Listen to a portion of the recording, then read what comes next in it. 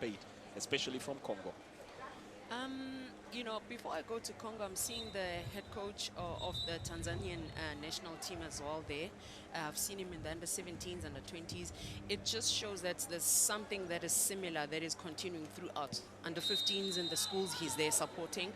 Under-17 national teams, it's more or less the same type of players, and the profiling also, because this is typical Tanzanian type of players that you'll see in a team. And when you go over to Congo, you look at them and you see they're slightly not as physical and big built like the Tanzanians, but you can see there's athleticism that is there because they're quite thinner, fast, and typical also to the Congolese in how they want to feature on the field and the way they profile their players as well. It would be beautiful to see how the two build of players go against each other. Who comes out top? The strong, muscular, or the thin and athletic? Well, once again, 20 minutes it will be here between the girls, and that's 20 minutes per half, and then thereafter, of course, a bit of a swap up and 10 minutes break. Can they use it to the fullest here? Starting it off, once again, similar stature. Might be a slight advantage, some might argue, for Tanzania here. They already have a game under their belt and 3 points to boot at that, so the jitters might not be at the same level as for Congo, who are having their very first game. Trying to play it out to a tight angle here as Zuhuru Bakari Ngonja lets that one roll off. Quick pick in here, trying to keep that in play, and that ball just goes over the line. Into play, or into touch once again. Just looking at the matches from yesterday, only one game yielding a victory, and that's the game that had Tanzania, the defending champions, as they beat Morocco 1-0. South Africa and Uganda playing to a 1-all draw, while Togo and Gambia found themselves goalless at the end of the 40 minutes of the match. Good squared pass. Very active start here from Congo. They look to probably try to get that business sorted out pretty early here. That's going to make for some cozy turn up. Look at yesterday's game. Morocco trying to be methodical. Tanzania looked to press them quick, and that's where they got the early goal. Today is a bit different. They come up against a team that seems to have a similar mindset. Set to the wing, trying to rush in. Ooh, fancy the shot there from distance. It's just not working out right for Ashra Omari Ramadani. Very industrious. Entire match, one of the few players that stayed on the pitch the whole game. I don't think the coach really fancies rolling subs. But it's beautiful to see the girls show up again today, this morning. Congo actually is one of the teams that hadn't played a match yet, and it's good to see them on the pitch. And I think they also have a match later on against Morocco, who have suffered, the only team that has suffered a defeat in this tournament so far. And I think it's going to be interesting to see how everybody strives towards, you know, the maximum points. There's the coach. Yesterday it wasn't him on the pitch. It was another coach who was female that was coaching the team and ushered them into their first victory. Referee struggling with the ball to say it's not as fully pumped, but the game continues. Good awareness there from the center referee. He's making sure that everything is quite up to scratch. Again, another marvel that we have had here. We talked about the referees that is the Young Referees Program. We talked about the Young Reporters Program, the Young Medics. There's also the Safeguard Program, and that's something that we'll delve into later on today as one of the holistic approaches to the development of the game. As a throw pass is played too, once again to Ashra Omari Ramdani. Quickly cut out here. And Congo just trying to keep that within the parameters of the game. Well, questions yesterday on whether the girls are used to playing on a bigger pitch, and turns out that might have been the case. But in terms of approaching the game, the whole essence is putting them in a smaller confined space in order for them to improve their technical craft rather than running, as they would say here in Tanzania, bila mpango. They can't be on holiday on the pitch. And yeah, small-sided game actually. helps the players to think fast on their feet, to be creative quick enough, and it happens rapidly. So a minute doesn't go off without almost the whole team running, chasing the same ball. But in a bigger field, I do understand that you find 2 minutes ends without one player touching the ball, and that's what we are trying to improve in this game, to say at this level, let everybody be actively involved in a match so that we see more action. Small-sided games gives you that, more action with each and every player. 5 minutes of the game played, and still goalless here between Tanzania and Congo. First matchup for today. Later on, of course, more action will be rolling on here as Uganda will be taking on Togo. That's at exactly 9:30. And then later on, we shall have a game for the boys as Guinea takes on Libya. Our final matchup for today, Uganda, the boys, will be taking on Senegal. That should be a cracker in its own. But for the moment, another chance here, almost fancied, and that's, well, an excellently executed sliding challenge. The starting lineup for... Ooh, a bit of a slip up here, mess. Ooh, and a bigger mess in there as well. Ashra Omar Ramadani was failing to control at the moment she needed to, but needless to say, caught offside. It looks like a slight drizzle once again popping up in here, but miscommunication between the defense and the goalkeeper. And you know, Asha finding herself there, probably not in the space where Janeth would have loved to see herself there, because she's a goal poacher for this Tanzanian team. The lineup hasn't changed from yesterday, that is from Tanzania. You're still seeing the same faces, same jersey numbers, and I'm saying jersey numbers intentionally because you don't want to be seeing yourself changing numbers, because then we miss out on the top goal scorer or the player of the tournament. But nonetheless, I think Tanzania is still keeping to the same formation. Well, a chance here for Japheth, and she slides that into the back of the net. Almost similar time frame, just like yesterday's match, and this time she will not be denied. Janeth Medson Matulanga gets Tanzania in the lead. And it looks like they are once again set to dominate. The defending champions start strong. Congo, well, look caught shell-shocked here. Rude awakening, if I may put it that way, rude awakening. If we talk about team hitting the ground running, that is Tanzania. They're just continuing to say, we know what it feels like to win. Look at her, how she opens her body up to let the body move. She doesn't even get a touch, only the first touch that takes her forward in the direction where she wants to go. And that's a sublime finish. She just passes the net, picks a spot and passes the net, because that speaks to technical ability and awareness to say which type of technique can I use there to execute and finish my movement. Excellent precision here from Janeth Matulanga. And now will Congo be able to hit back in equal stride? Big questions here as they look to cross. The chance, well, not afforded. And once again, another clean break, this time to Zai, the captain, looking for support. And it appears in the form of Asha Ramdani. Asha Omari Ramadani. Now back to the captain. And here comes Janeth. Could add to her tally. Picks another shot. This time, not with the same accuracy, but once again, a stern warning to Congo that one could quickly turn to two before halftime. Good technique there to just try and construct space for herself. And for Congo, constantly being pulled to one end of the pitch, and the overload all of a sudden then swapping to create space. They might want to just keep a few of their players. Keep an eye on Janeth Medson Matulanga, who knows how to slip in and out of those enemy defenses. Congo is still struggling to get a grip of the game, because you can see the physicality of Tanzania is proving too strong for them. They're bumping them off the ball, and I think it's the confidence that the defending champions have and the experience of playing in this type of tournament as well. But let's hope Congo grows in leaps and bounds and they're able to make those combinations. Like I said, they're very athletic. You can see they're playing the ball into space more than playing it to each other on feet, where they're able to just dribble, be creative a bit more, especially in their attacks. But so far, we are seeing a great match in our hands. Tanzania looks a bit more in control because of how they're able to find each other. They just have a strategy. Take the ball, pass to each other, move as quickly as you can, find a striker. Between Zai and Janeth, they keep swapping between the two. If Zai is dropping off, Janeth stays up top. If Janeth goes to collect, then Zai stays up top.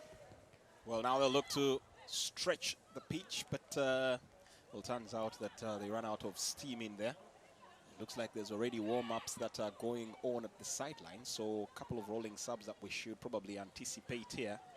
If I'm not mistaken, that might be the substitute goalkeeper for Tanzania. Might be a chance maybe to have a couple that get to exercise themselves in the game. 9 minutes, fast approaching 10. That would leave us with 10 minutes left to play in this half. And Tanzania asserting dominance and a nice skip. And once again, it's a clean break here. Could be an opportunity to turn 1-2. Excellent goalkeeping here. Well, Janeth looked to try and work the same technique again. This time, well, they already have her number. Her stealth has been bust. And there was no way they were going to let her execute once again. But clean break. And Tanzania quite literally had Congo by the ropes here. I'm sitting, Jermaine, and I'm asking myself, am I seeing a different Tanzanian team, or is it that Morocco yesterday was very organized, didn't allow them time and space on the ball, but Congo is trying to go pound to pound, and defensive organization for them is not proving too superior? Well, second bite of the cherry allows the goalkeeper to pick up the ball, and there's a real raving there on the touchline from the coach of Congo, as her players were slow on the release here to restart the game. Tanzania seemed to fancy the end-to-end action of the game, the quick going about it, and they found it a little difficult to execute against a methodical Congolese team. That is Morocco team that kept having them pegged in, going through the motions, a well-drilled team. Morocco literally playing more like an army yesterday, sticking to the script irrespective of what happens. Congo, they keep getting carried away, might find themselves on a real end of a hiding or on an end of a goal that could actually revive the game, and we might have a real open match here. I'm really looking forward to what this match has. It would be beautiful. It would be beautiful. Because when you mix this purple and this blue, the berries that you get there, they're quite juicy. So maybe we'll have that juicy match in our hands, because these two teams, they're really not afraid of each other. They're having a go at each other. It's just Tanzania looks a bit stronger and more organized today, and maybe, let me say, more aggressive today, with realizing that Congo is not as compact as Morocco was yesterday, because you are seeing a lot of through balls in between. Yesterday, Asha was playing on the right. Today, she's playing on the left because Zai has moved a bit inside. So that's the tactical flexibility we were speaking about, to say at this age group, you want to see players that can play in different positions, just as long as they're able to do the basics of football correct. And if they have more skills, it's even better for them. Oh, foul here. It's a free kick. That's awarded to Congo. They'll have to get the game rolling once again. Looks like that's one that will be taken by Feli. Starting it off here for Congo.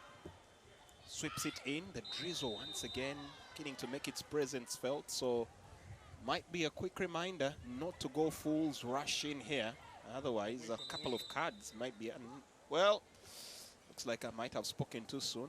Referee clearly has an agenda here. I think that's going to be a yellow card, if I'm not mistaken. Should be a yellow card here, brandished for Rehma Mayala. And there you go. Yellow card it is. And the referee says she sees no business. She's just brushing her hair off to say, I've made my decision, young lady, take it.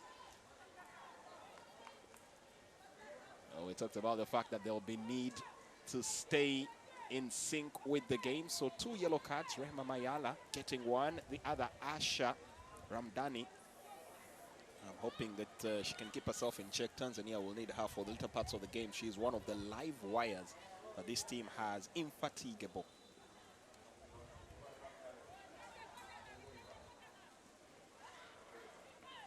Free kick. A chance here. Congo. Oh, that's a favorable distance to try and test out the goalkeeper.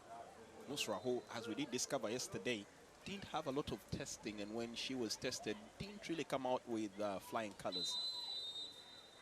Free kick. That's a little too tame, but it does the job enough, and the offside flag. The celebration will be cut short, and she cannot believe it. Absolutely furious. Feli Nguya complaining here. The celebration was on.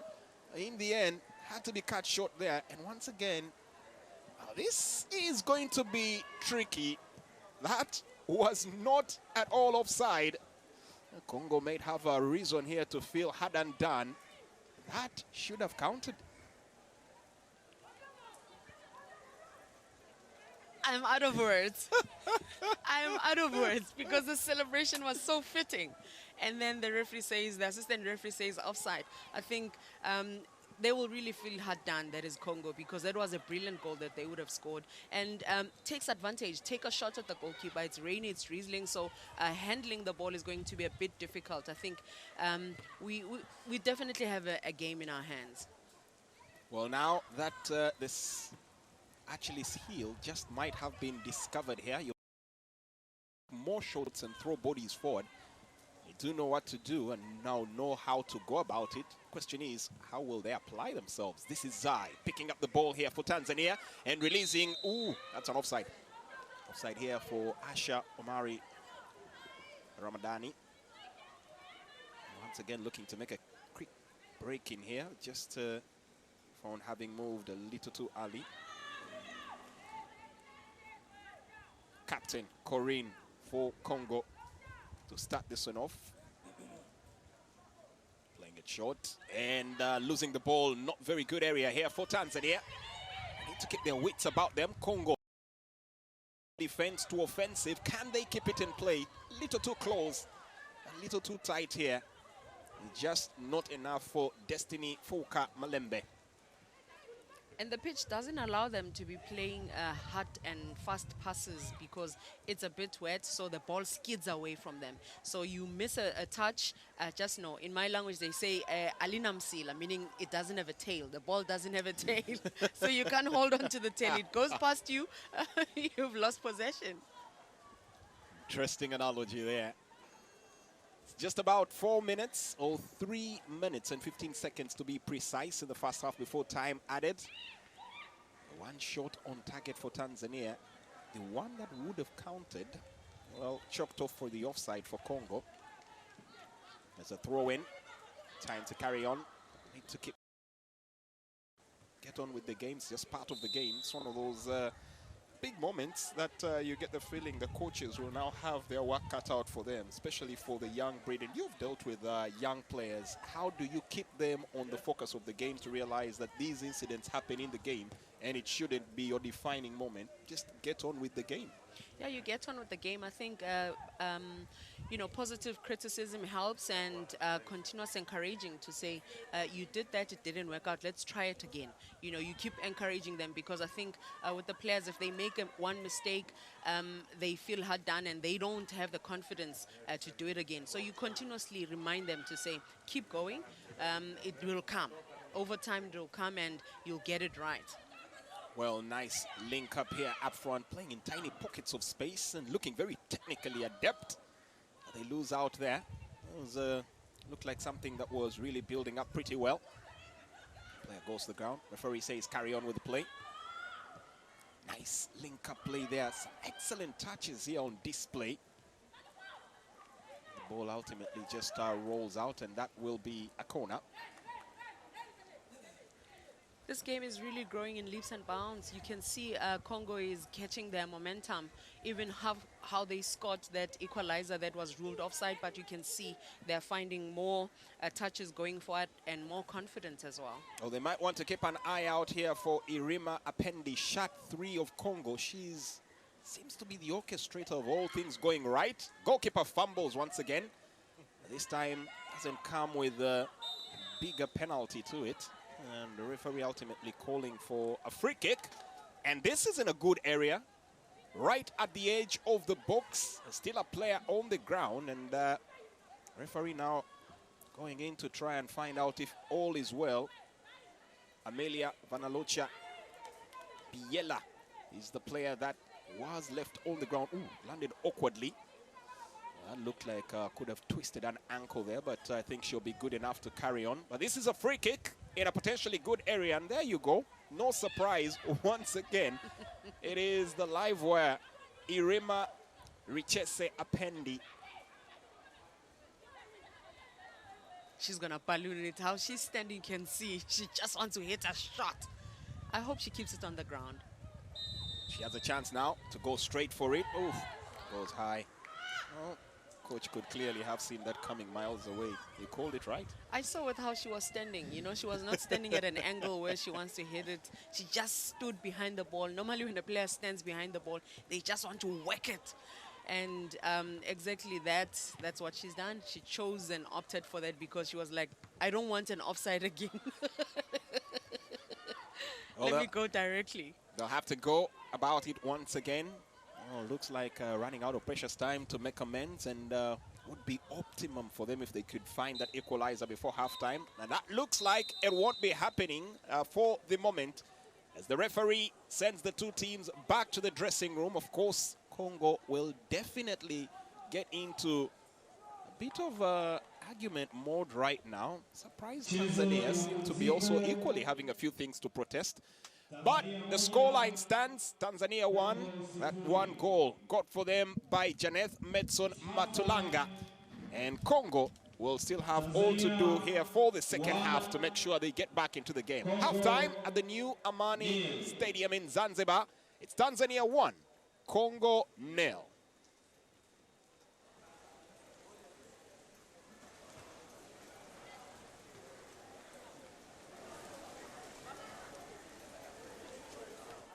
Natumia wifi. Natumia wifi lakini bando limeisha. Maana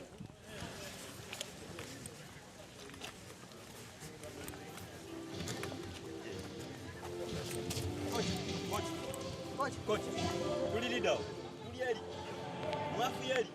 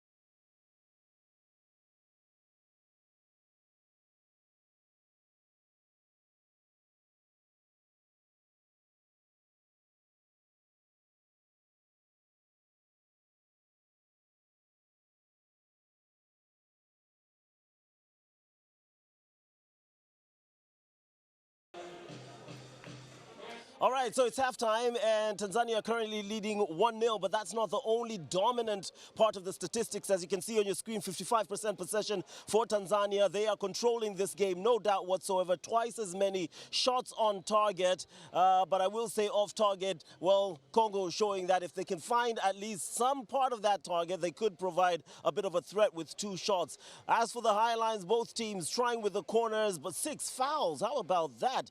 Tanzania are also more physical in this game than we expected. We thought Congo would dominate, but that wasn't the case. Tanzania also being caught offside quite a number of times. The yellow cards, as you can see, just 2 going against the team that is leading. Tanzania pretty much dominating in both the good and the bad parts of the story, so to speak. Coach Simpiwe, you've been watching from commentary. What did you make of the first half? I think you are seeing a lot of maturity between the 2 teams, and I'm saying maturity in the decision-making and the confidence of the team. You know, I'd love to see more 15-year-olds that look like that and have such character, have such strength as well, because it's either Africa is growing and we're starting the game a lot earlier and so matured in how they are playing, because for us to compete with the rest of the world, it has to start in this manner. And so far, Tanzania's true to how they played yesterday, but I think today Congo is trying to go pound to pound compared to the Morocco that was very organized yesterday, that made it difficult for Tanzania to play those through balls and all of that. Even the goal they scored yesterday was an own goal, but today you can see they are finding so much joy. And the tactical approach also, you look at Janeth and Zai, how they are interchanging between the 2 of them. I think Janeth has really been a live wire today. Yesterday, she was still trying to find her feet, maybe also with the change of coaching staff, because the head coach of the under-20, the under-17 is here today, and he's the one on the sideline, probably being more aggressive like your style of coaching. Yeah, maybe. I mean, it looks more like a defending champion. The way they played today, what was amazing about them in the first half was how they defend. They always have the numbers at the back. When and it's made it very, very difficult for Congolese to go through them. The other thing they do is how they quick pass in between each other. They are very quick to attack in terms of passing, and they are good to go. They are doing very, very well in that aspect. Coach Simpiwe, pretty much echoing your sentiments as we were watching the first half, that, well, Congo are showing us just how good Morocco actually were yesterday, how better organized, how more tactically disciplined they were. Exactly. That is how. That's why you can see the Tanzanians how they play, because yesterday they were not able to play free like they're doing now. They were not. They couldn't construct passes, because Morocco were disciplined, and it was very, very tough for them. Coach Simpiwe, Janet Matulanga goal, and what you thought of that particular goal as it went in. This is a player that is very aware of her surrounding and her space. She realized if I take a touch, I might give the opportunity to the defender to defend. But she just opens her body up. In her opening her body up, she says, I'm going to control going forward in the direction where I want to score. And she picks a spot. She could have easily taken a full shot, but full on laces. But she just picked a spot and just hit the target. For me, that's an experienced 15-year-old striker that says, this is how you play. An experience, you get it by playing a lot more matches and such competitive matches as well. Look at that. She takes a touch and picks a spot, and she doesn't even care the defender is coming behind her to say, putting her under pressure, making it difficult. No, she just picks a spot and there, using the correct part of the foot. I love the fact that if you could just look at that, she kind of shields the ball, turns her body towards her left side, opens up her right side. Whether you're the defender and you get to her in time, you have to go through her. And it's just, it's a lot of experience for that 15-year-old Coach Akanor. It is, indeed, because the way they're playing, sometimes you can look at it as an elite football, and they are 15 years, and therefore they are being smart of what they are doing. And of course, like Simvi said, maybe because the coaches are here, they've put a little bit of pressure on them and also tell them exactly what to do, because what we saw yesterday. So what does the coach of Congo do, perhaps, in order to get back into this game? That defense of Tanzania can be bridged. And we saw with the free kick that they got 2 free kicks. I think if Oriana also took her time and being able to pick a spot, she would have scored. But instead, she ballooned it over. So it's going to be key for them to continue going forward. Absolutely. The go forward they shall. Perhaps we'll see second half next.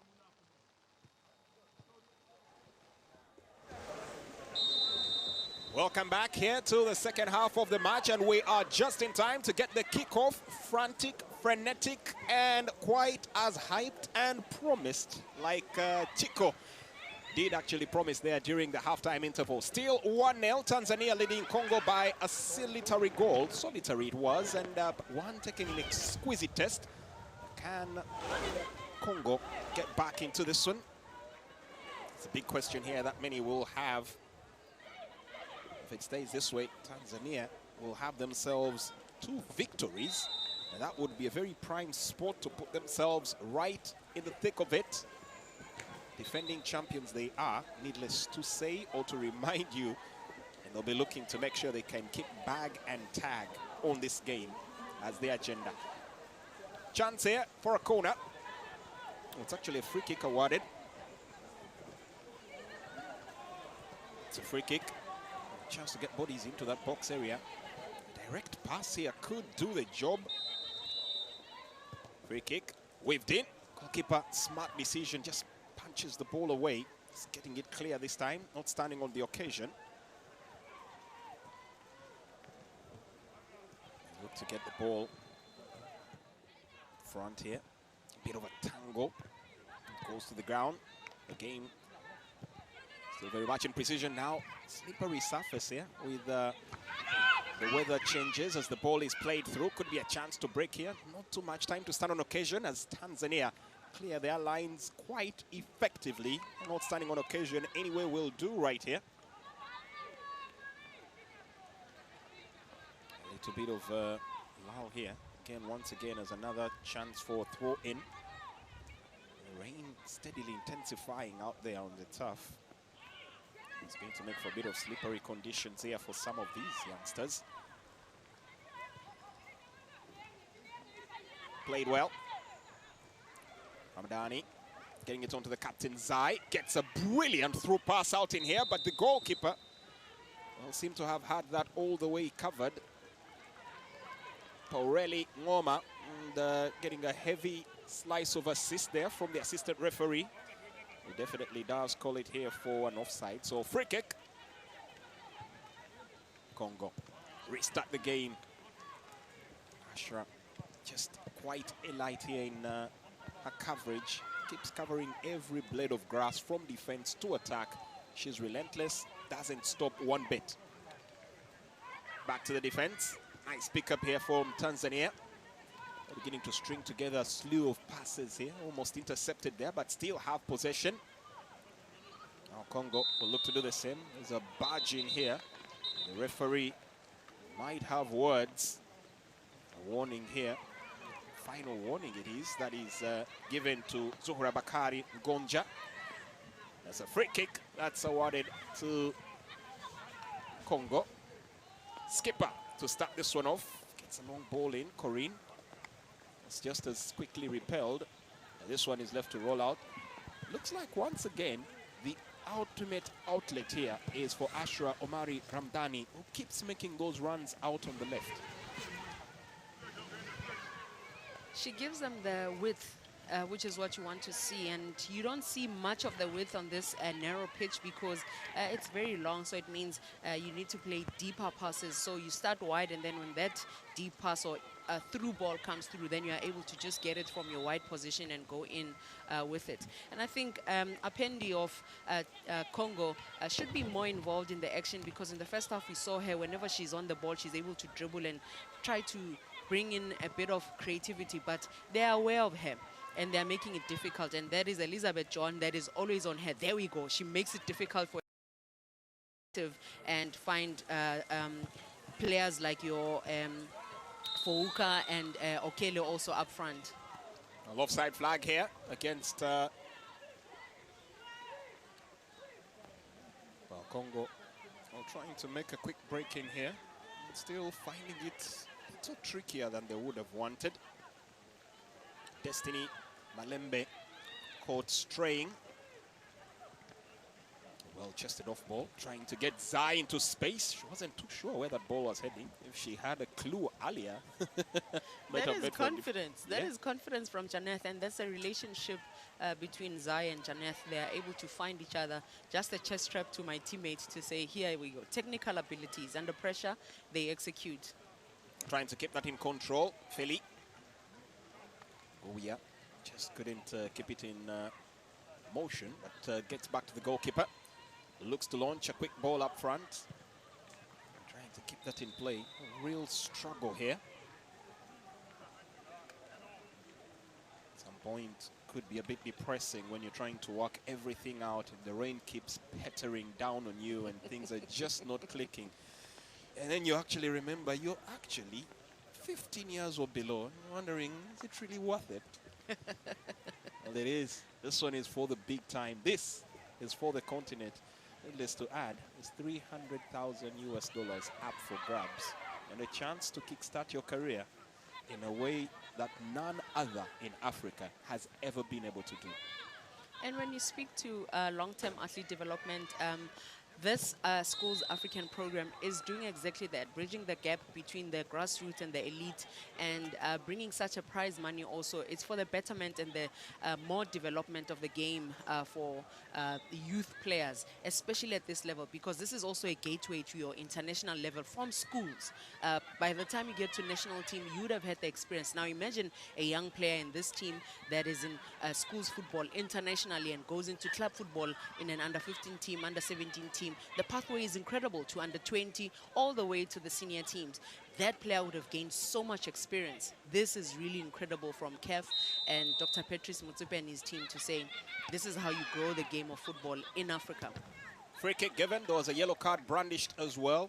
You must say, for the scouts that are watching out here, a couple of players that you might want to keep your eye out on for the future, because even at this stage, top play, football intelligence at its best. One of those is the one putting on shot 3 for Congo. Irima Apendi, if she keeps going this way, well, clearly a bright future in front of her. On the losing team at the moment, but giving a fight like no other. And there she is once again getting onto the ball. Still unable to control it well enough as the ball is hacked clear. Commitment to the cause, quite exemplary here. Easy pickup from the goalkeeper, Nusra. Not so sure she's going to have a pleasant hair there with the rain consistently beating down on her hair. And a chance here as they're trying to get a quick break in this, but looks like it was something that we all had a clue about, except of course for Ashra Omari Ramdani, the offside flag. The attack, good sliding challenge here from Zainabu Doto Karuku. Spread out to the wing. Congo looking to press the advantage here. Ball just goes out for another throw. Janeth putting in a decent shift. I was about to say, Jermaine, that she's really showing more character and showing more skill, showing more experience in her play. I think already you can see her as being one of the best players in this tournament so far. We are yet to see South Africa play. We are yet to see your Togo also play, Gambia also, because we've only managed to see Morocco and Tanzania yesterday. And so it's going to be key to see how more she grows into this game and shows more prowess and shows us the skill that she has, the heart that she has. She goes back to defend. When it's attacking, she then pulls away from the defending responsibilities and then she goes forward. For me, that is this is one incredible girl that I would love to keep up with her to see how she fares in the under-17 team of Tanzania in the under-20, because she has the ability to play. With my experience of being in the youth side of women's football in Africa, I've seen how these young players come through, and Tanzania is certainly one country that is improving so much when it comes to women's football. Well, there's a free kick here. That's one, like Coach says, we're going to be keeping an eye out on, especially how she will perform in the later parts of the tournament as the pressure cranks up. That's another area that these young minds are now going to get exposed to. Captain Zai plays it short. Ooh, hefty touch. Looking for the space to make that shot come. Elizabeth Chenge just could not get the opening. And advantage might have left one of the Congolese player right there on the ground.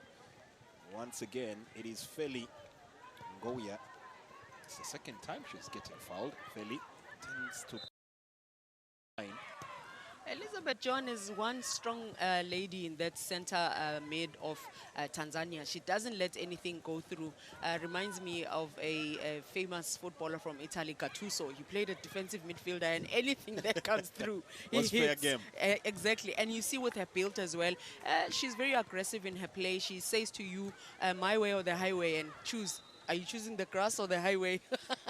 Proper pit bull terrier in that midfield, will clamp on anything that comes away, and that's definitely opening up spaces here for Tanzania, throwing in those tackles right, making sure she gets the ball moved. And well, might also be prudent to say that not many want to play in her midfield. Through pass, threaded in. Once again, trying to find that connection between the skipper Zai and the lead striker Janeth Medson Matulanga.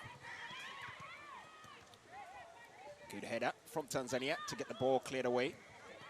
11 minutes of the second half already played, so down to the final 9, and Tanzania still look primed to carry this on. If it ends this way, it will not only be 2 victories, but also 2 clean sheets to boot for the defending champions. It will give Nusra a top pick for goalkeeper of the tournament already, because she's made some brilliant saves. You saw her yesterday, you know, blocking those free kicks that are coming through. Her communication skills and how she commands to her defense as well. Her relationship between Alawa, Rehema, and Bakari is really incredible, because for you to have a centre-back pairing that looks like that, you also need to be confident in how you organize, how you see yourself. Look at her. She progresses with the game. She speaks. She coaches. That's what you want to see from a goalkeeper. I'm not sure who's to take the credit, whether it's her switching her pattern or the coaches that are telling her, but in the whole second half, she's totally gone away from trying to grasp the ball, and she's doing what she can do, using her aerial advantage to just keep pumping that ball away and pushing it further away, and it's working wonders for Tanzania, also allowing them to fluidly transition from defense to offense. Absolutely, because with the weather, you did mention it in the first half to say it's wet, it's skidding away, it's slippery, so the players won't be able to just Chance here for Zai. Powers a shot there. That was on target. Looked like it was going to cause some problems here for the goalkeeper, Purel Ngoma. Purele Ngoma just handling that. I definitely would say Zai would fancy another chance to try and give that a little more power. Pick up the ball here, Tanzania. 8 minutes left to play. Good clearance. The player might have come at a bit of a painful cost here, as there's a player on the ground. Referee will let play continue for the moment as Congo are in possession. And now they find themselves retreating, and she will momentarily pause the game to allow medical attention here to be dispatched here to Milembe and Dalawa. She's also one of those strong defenders there. You can see she doesn't pull away. I think got clipped a bit there by Fouka, and I'm not sure if Fouka was even aware that she's clipping her coming from behind. But so far, I think we are impressed with both teams tactically, how they are not even showing signs to say that we are playing in the rain. They don't really care about the rain. They are just on the field playing as much as they can. I was saying that Zai, it would be great to see her move off the ball as much as possible, because she's got a sweet left foot on her. So be creative a bit more so that she can put herself in positions where she can take those shots at goal.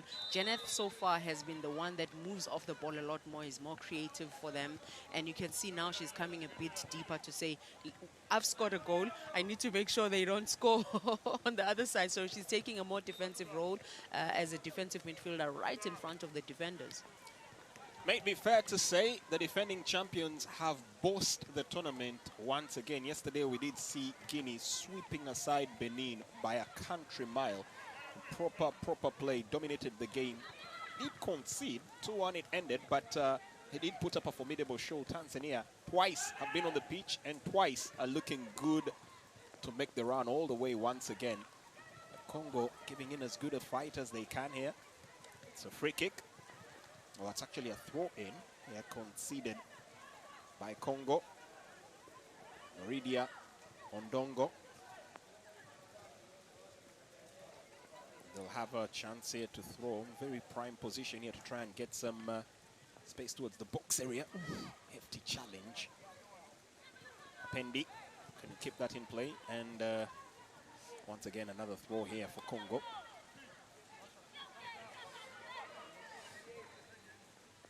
Both teams have not made any changes yet. I think the coaches are happy with the tactical plan they started with in the match. And more so maybe of Tanzania, they don't want to fix what's not broken. And for Congo, you might want to ask yourself if coach doesn't have any other players on the bench that can come and change the game and add more, especially going forward for them as a trailing team.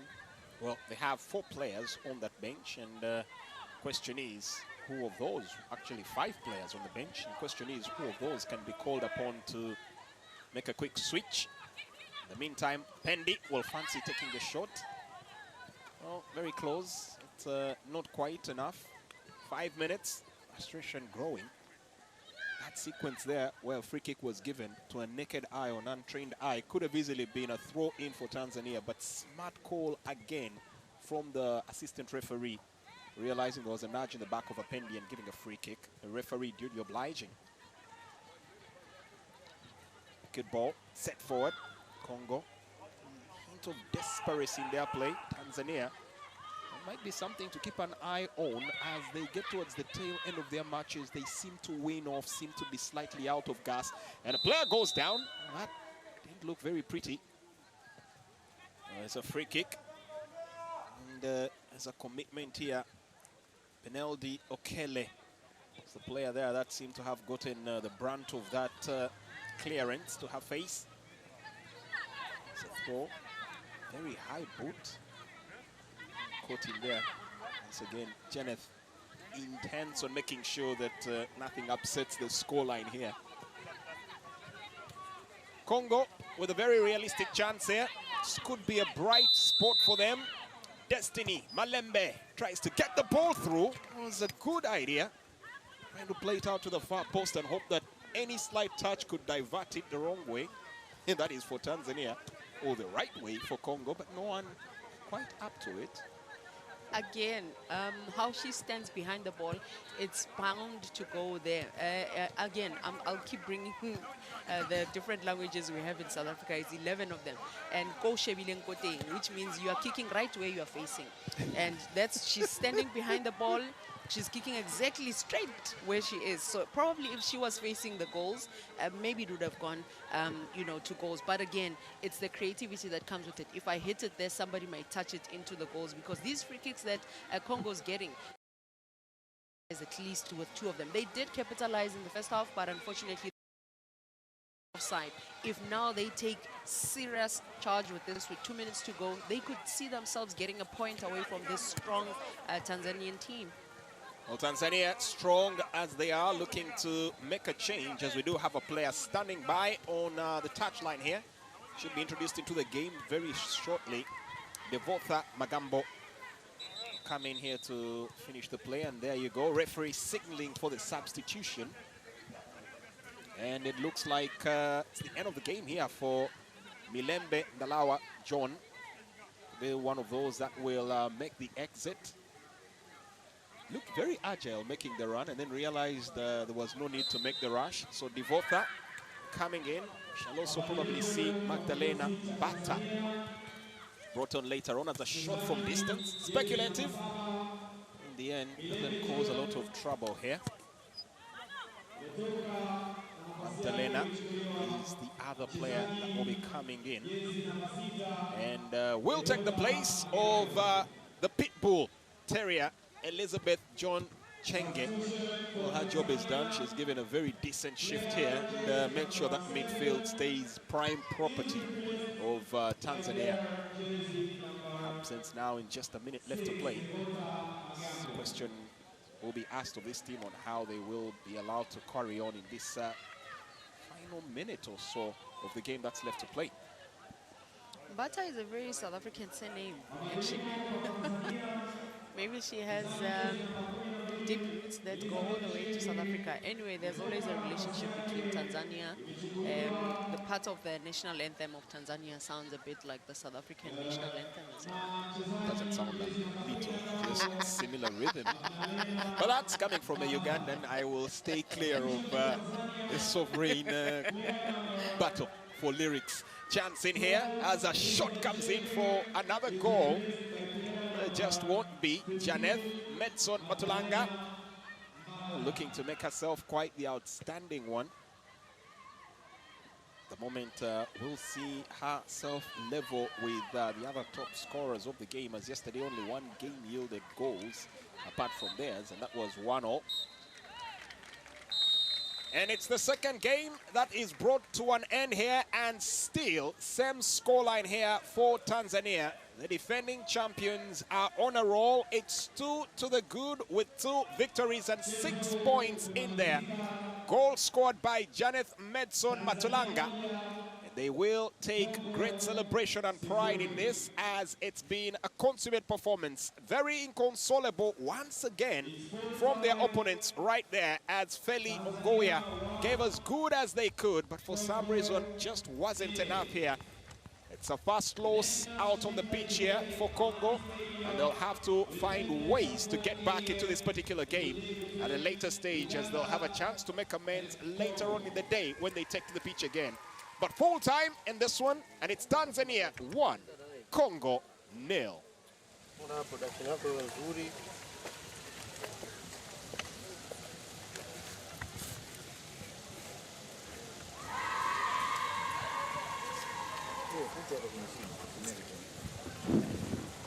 Kwa hii stand moja ifunge. Moja ufunge. Bwana.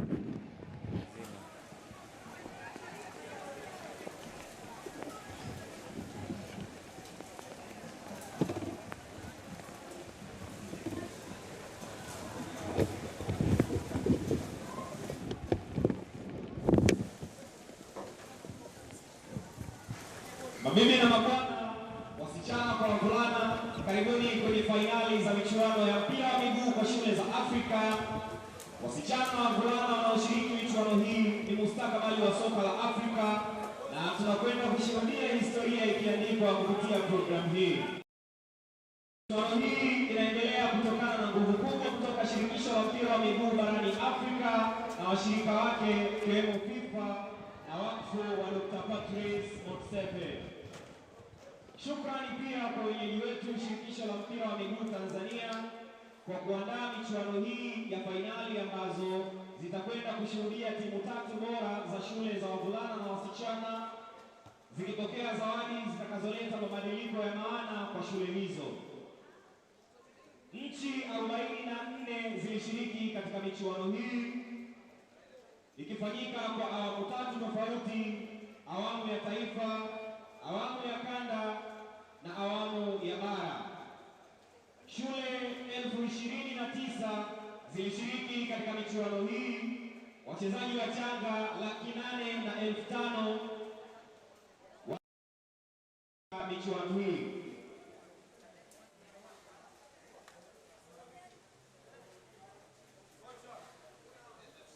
Ladies and gentlemen, girls and boys, welcome to the African Schools Football Championship. Girls and boys participating in this championship are the future of African football, and we are witnessing history in the making through this program. The African Schools Football Championship is up and running thanks to CAF and partners, FIFA and the Motsepe Foundation. Thanks too to our hosts, Tanzania Football Federation, for organizing this final tournament that will see the top 3 boys and girls school team receive prize money that will make a meaningful difference to those schools. There were 44 countries, 29,000 schools in 3 different phases: national phases, zonal and continental phase. The last year winners for the girls were Tanzania and the boys were Guinea. Thank you so much and welcome to Amani Stadium.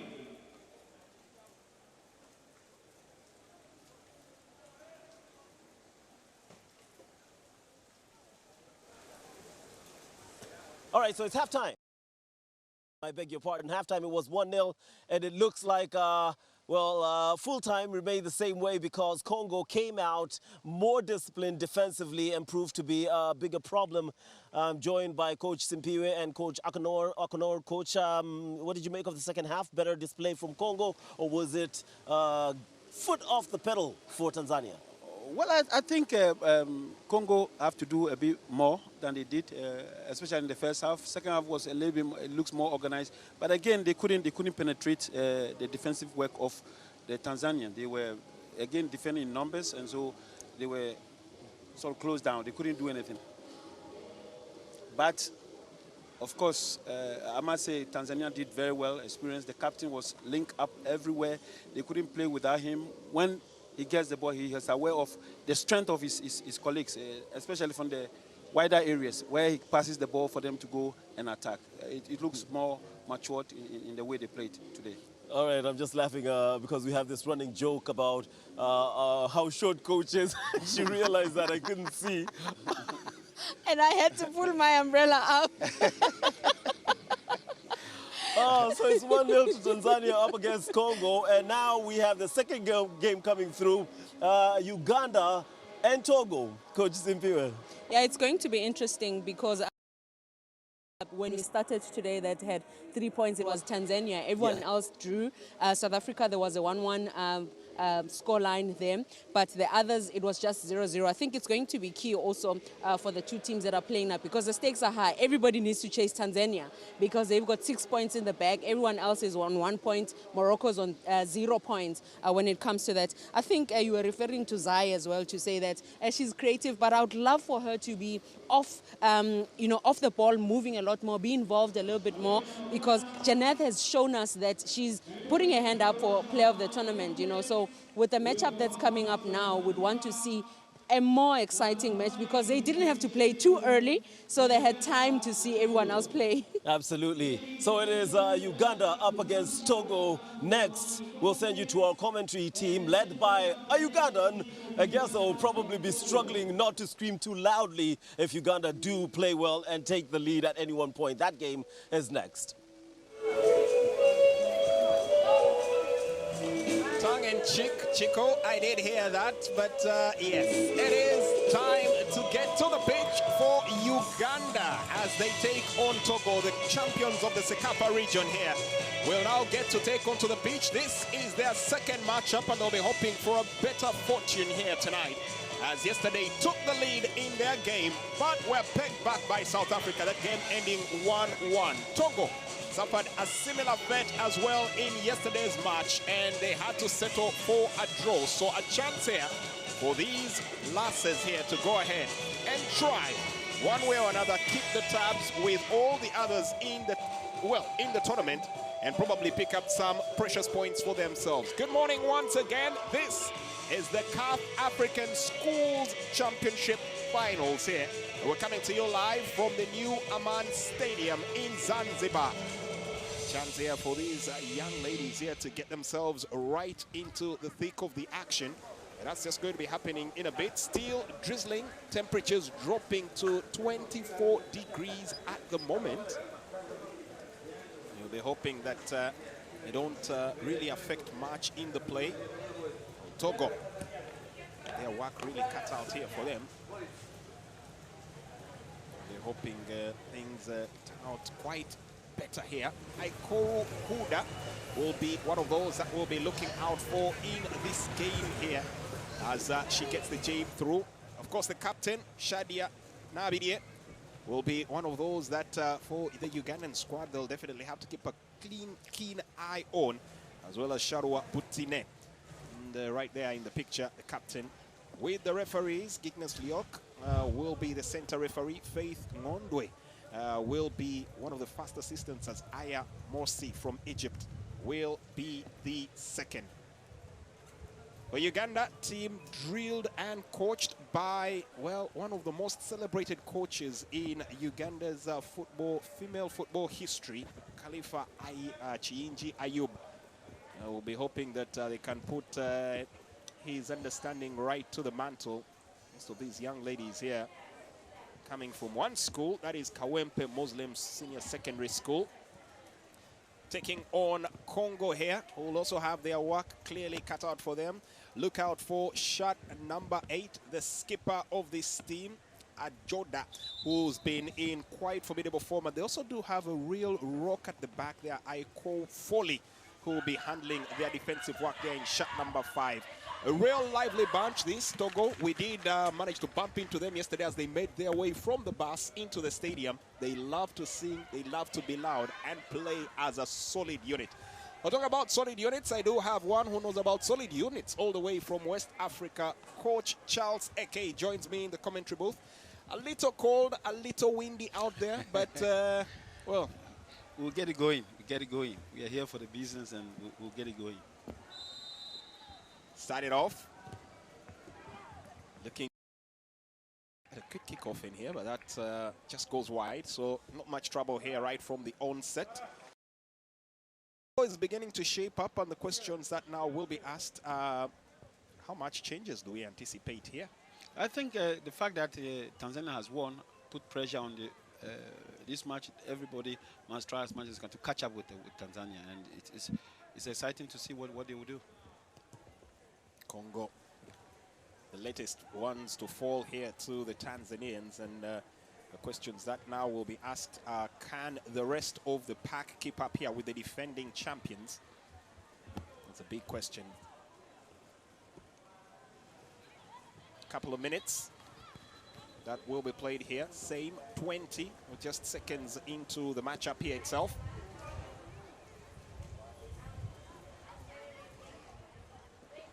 Throw in Vanessa Namazi, one of those that's tasked with keeping a tight backline. Very expressive one, who, as we do understand, does love her music. He's one of the real groovers in that team. Gets a hefty throw up front, nicked away, and another chance here for a throw. For the moment, Togo quite keen on making sure that they keep everything at bay. Another throw. Again, well executed, get some real height on that. Looking to slip in between enemy lines. Cynthia Chirenga loses out of the ball, and this is a chance here for Togo to finally start their groove on this one. Yeah, they're beginning to find a way of settling down to play. Most of the game has been throw in, throw out, and stuff, so they need to give them the space to settle in.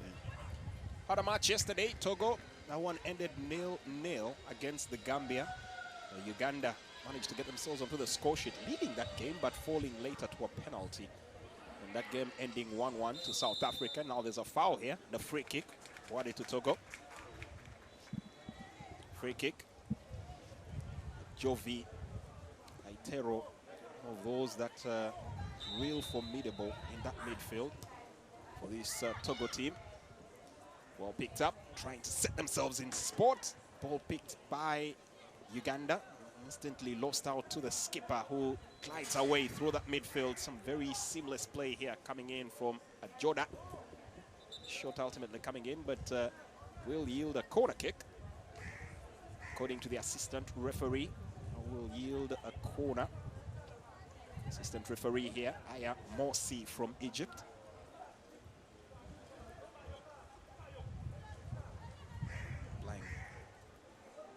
Themselves to the movement in here, making sure they get a couple of bodies in there. Chance to deliver, good ball. Ooh, that was a sweet ball delivered there by Akosi Omali. That was a good one. If any of his colleagues had been around, could have been a goal. A very good one indeed. Well, given a little more space, there was a touch in there from the goalkeeper, Huda Aikoru. Chance, looking for the bicycle. Togo getting pretty adventurous in these early skirmishes. They've shown a little signs of winning the match, but it's a bit too early to make that judgment. But they've done a little bit more than Ugandans have done. Throw in here for Togo. Get a long ball, and well, the referee is quick to acknowledge that the throw wasn't quite up to scratch, so Uganda will get the share of the spoils. Lydia Namaseruka gets the ball in. active on the touchline here. The technical team of Uganda up and about. It's another throw. Lydia Amaseruka will deliver another one. Square bang to that box area as they try to get the ball waved away. They're picking this one up. This is Sharua Potini. Cannot keep that in play as the ball is nicked away by Togo. There's the head coach here for Uganda, Ayub Khalifa Chiyinji. Into the center of the park, Shadia Nabidie, the skipper, looking to get some width here. Caught there by a hefty challenge. The referee let it slide. She was quick to get back to her feet. I thought it was going to be a foul for her, sorry. And unfortunately, it didn't. Well, she showed commitment to get back to her feet, so referee letting it play out. Sandwiched and losing possession. A very smart play there from Belinda Nabawanuka. Through the center, Uganda in possession. 5 minutes on the clock, still goalless. Looking to get the rest of the members onto the ball. Good play coming in here from Shadia. That was a good movement from the Ugandans, trying to construct passes into attack, which looks good. Well, going to the ground, trying to get back onto her feet. Shadia Nabidie. That's supposed to be a foul. Well, she is the ticking metronome of this midfield. Heart of many good things that tend to happen here for this Ugandan side. Hefty throw, box area. Chance now to nick it away. Good play from Sharua Butini. Try to venture forward, but just doesn't happen, and they let one fly. Easy peasy here. Easy takings it will be for Aikoru. Gets the... Togo has been a little bit in the attacking force, trying to get a goal, but it's all not yielding to a good result. Questions will be asked on much will be needed in this particular game to get the game over the line. We've seen a couple of goals. Most of the goals we've seen for the ladies happening in the first half of the game. 6 minutes in. Question is who can throw the gauntlet down first, and once again Shadia Nabidie leaves her marker on the ground, takes the shot. Once again plunging this one in with cool precision. Told you she of so many of the things that have ticked right for this Ugandan team, and once again leads by example, taking her tally to 2 goals. Scored 1 yesterday. Opens proceedings here, and it's Uganda 1, Togo 0. Uganda have tried to control the midfield in a way where they pass the ball quickly, and that is what they've made attempt.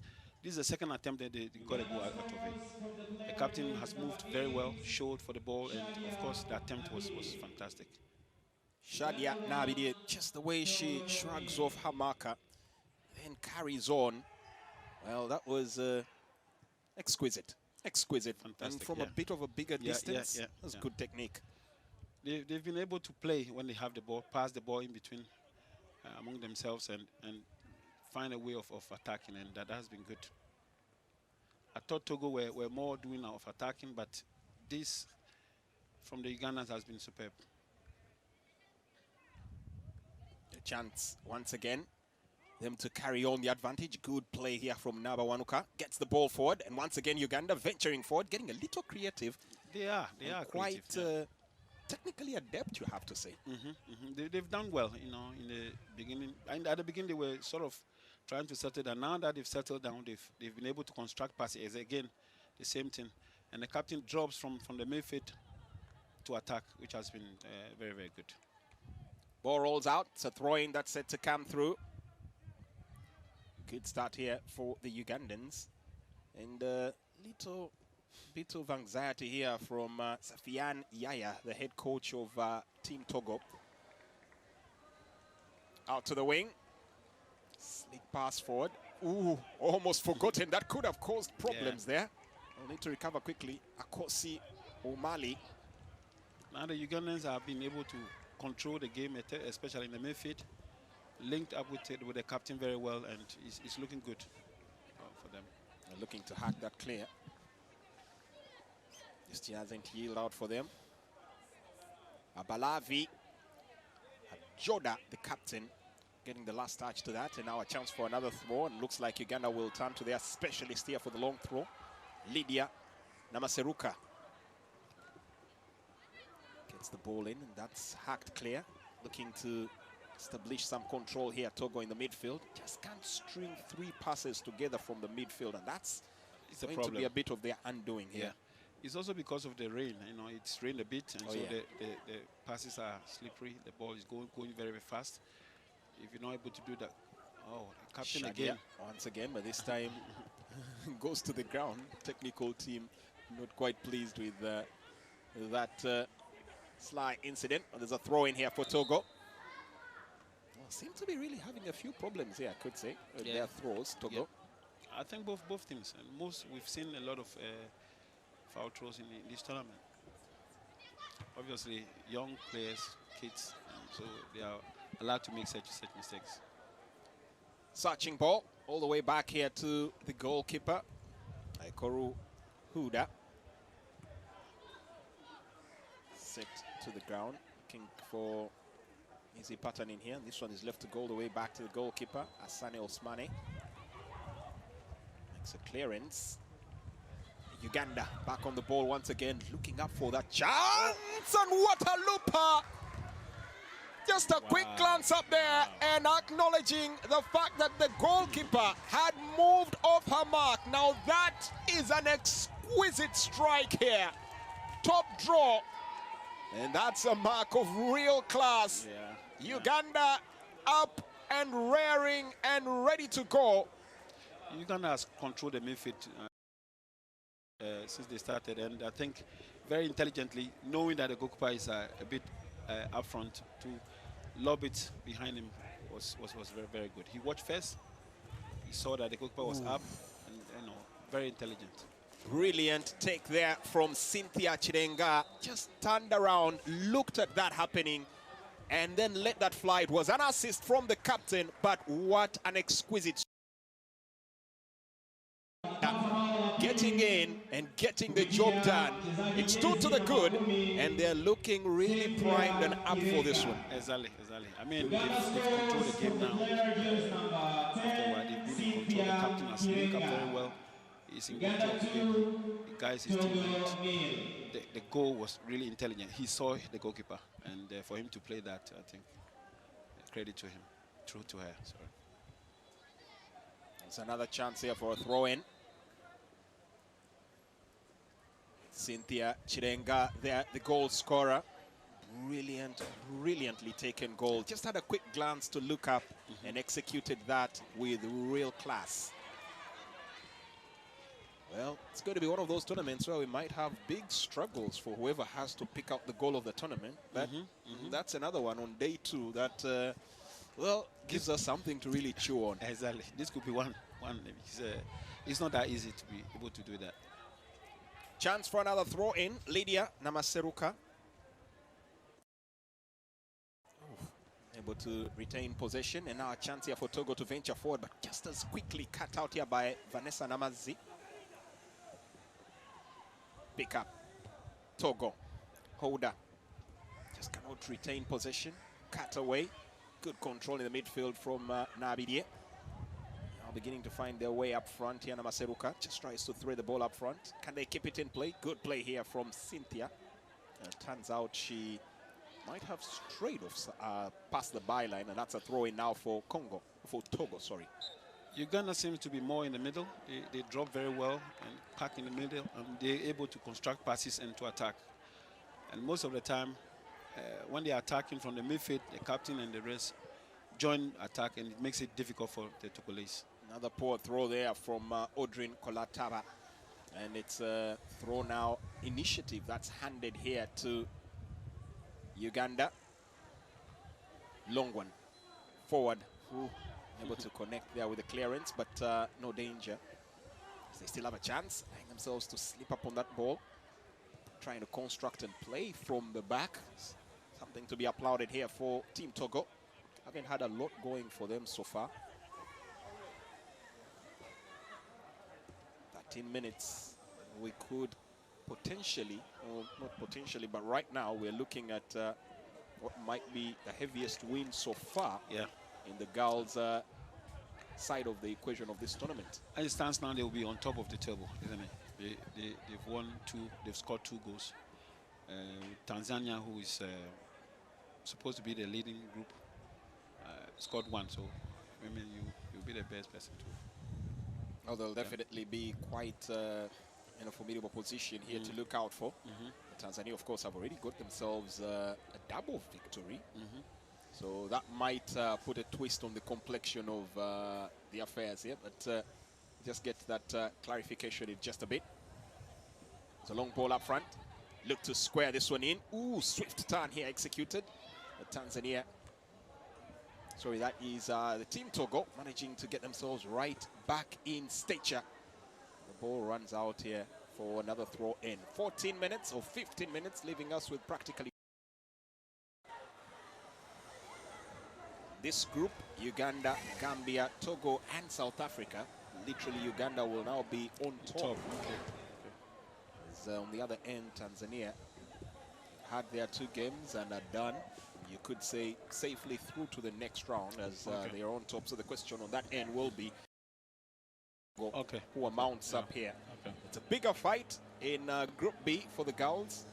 South Africa with a point as they got a draw. Togo with a point coming into this game. The Gambia also with a point. And now Uganda with 4 points. And like you did point out, yes, at the top of the table. I mean, they've done well in terms of play. They've had more of the ball than the Togolese, and so they've also shown a way to attack. It's looking good for them. Throw in, looking to get a long one in here for Uganda. Miscued, a chance here for Nabidie. She just couldn't get that on target, but it was a brilliantly taken throw by Vanessa Namazi, causing quite a problem in there. And unfortunately, she just couldn't get that angled right here. Shadia Nabidie, the skipper for the Ugandan side. Togo is struggling in terms of defending. Defensive organization has been poor. Looking to make the break again. Able to do so appropriately. The ball just goes all the way back to the goalkeeper. And now look to get the game restarted. Osmane through the center. Uganda going through the motions. We're just a couple of minutes away from halftime, and it will be a well-deserved rest here for the young lasses here from the Pearl of Africa. To the midfield, looking to string the passes in once again, and it's to the captain. A little run around. Not working out well enough here for them. Ooh, it's communication there, but good play coming in from the goalkeeper. Gets that clearance. Brilliantly done. Asana Ousmane. As it stands now, the Togolese are struggling in terms of organization. Obviously, because Uganda are they're controlling the game and putting the necessary pressure on them, especially when they attack. Throw in. And playing it safe here, not taking any chances. The captain of Togo, Ablavi Adjoda. Looking a little disheartened here. Things are not going quite to plan for them. Exactly. They really need a lift up right now if they're to get back into this game. Hopefully in the second half, when they have the talk with the coach will know exactly what to tell them, because it looks they're down. They're not motivated to play. Vanessa Namazi. Just another one from Uganda. It looks like Uganda are really putting some decent work in making sure that they have those long throws work for them. And another shot from distance. Well, Namazi fancied herself getting it even from a longer distance. So this time, the goalkeeper, Asana, to scratch and was quite aware of what the Ugandans can do from range. Looking to control into the midfield. Picked up once again by Nabidie. Eludes one marker, eludes a second tackle. Ultimately brought down by a third. And this time the referee awards a free kick. Really does enjoy just gliding seamlessly through that midfield. Yeah, they are very, very smart, and they know how to pass the ball. They can find themselves, especially in the middle, to attack. It's always been this story since 5-10 minutes after the beginning of the game. Attempt from distance. This one won't cut it from Tracy Nabaranzi. Good clearance from the Ugandans. Chance here. Skipper forced to put that into touch, and it's another throw. This one is for Uganda. They'll fancy themselves taking another long throw here. This one should probably be taken by Lydia Namaseruka. Shot 9.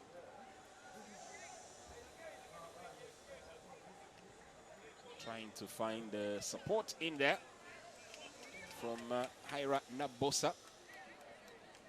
Togo needs a break now to get organized. Else, if it continues like that, they'll be in trouble. Well, they may not have to wait too long, as we should be heading into the final sequence of action here. Vanessa Namazi to the box area. Thumped clear once again. It looks like there's a real need here for that break there. Aiko Foley putting this one into touch, and now it's a corner. Interestingly, it'll be taken here by Vanessa Namazi. Doesn't look like that's her better foot. She's a right-footed player. Taking a free short corner. Whipped in. Looks like most of them are actually right-footed, so not many options to take the left foot there. Yeah. Another corner. Looking to play it short, but this time changing direction and putting it towards the near post. Good alert play from Togo to make sure they cut out the option. And once again, another throw-in.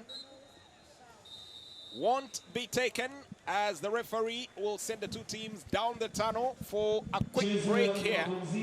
Well, it's been one outstanding performance here from Uganda as they quickly huddle up here right in the center of the pitch to celebrate what has been nothing short of a breathtaking first half in there.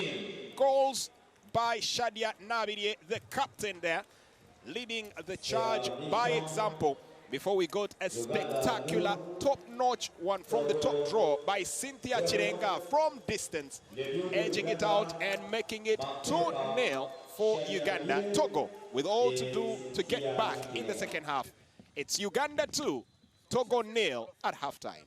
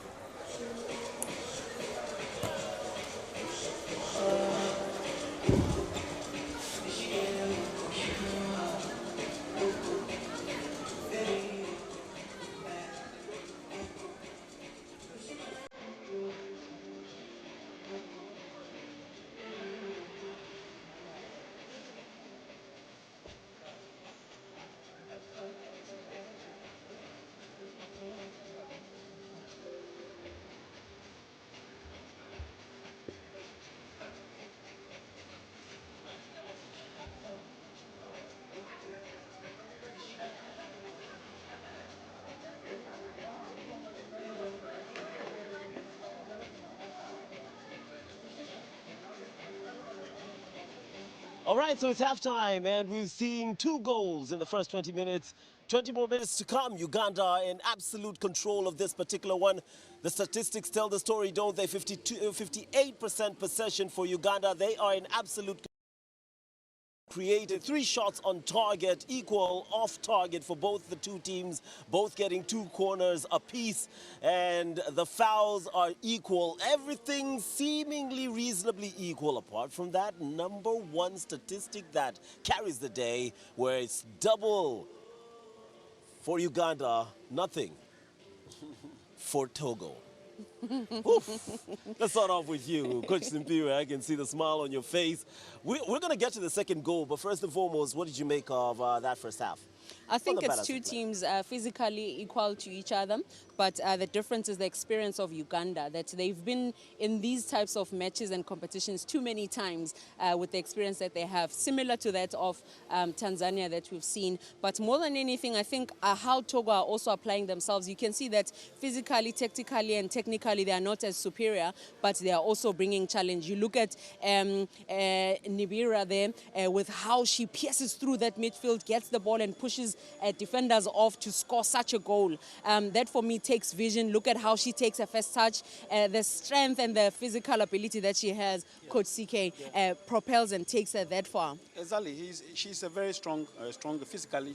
She showed her physical presence, and also in control of the midfield. She is the one that is linked from defense to attack, and she's doing very, very well. Obviously, how she even joins the attack.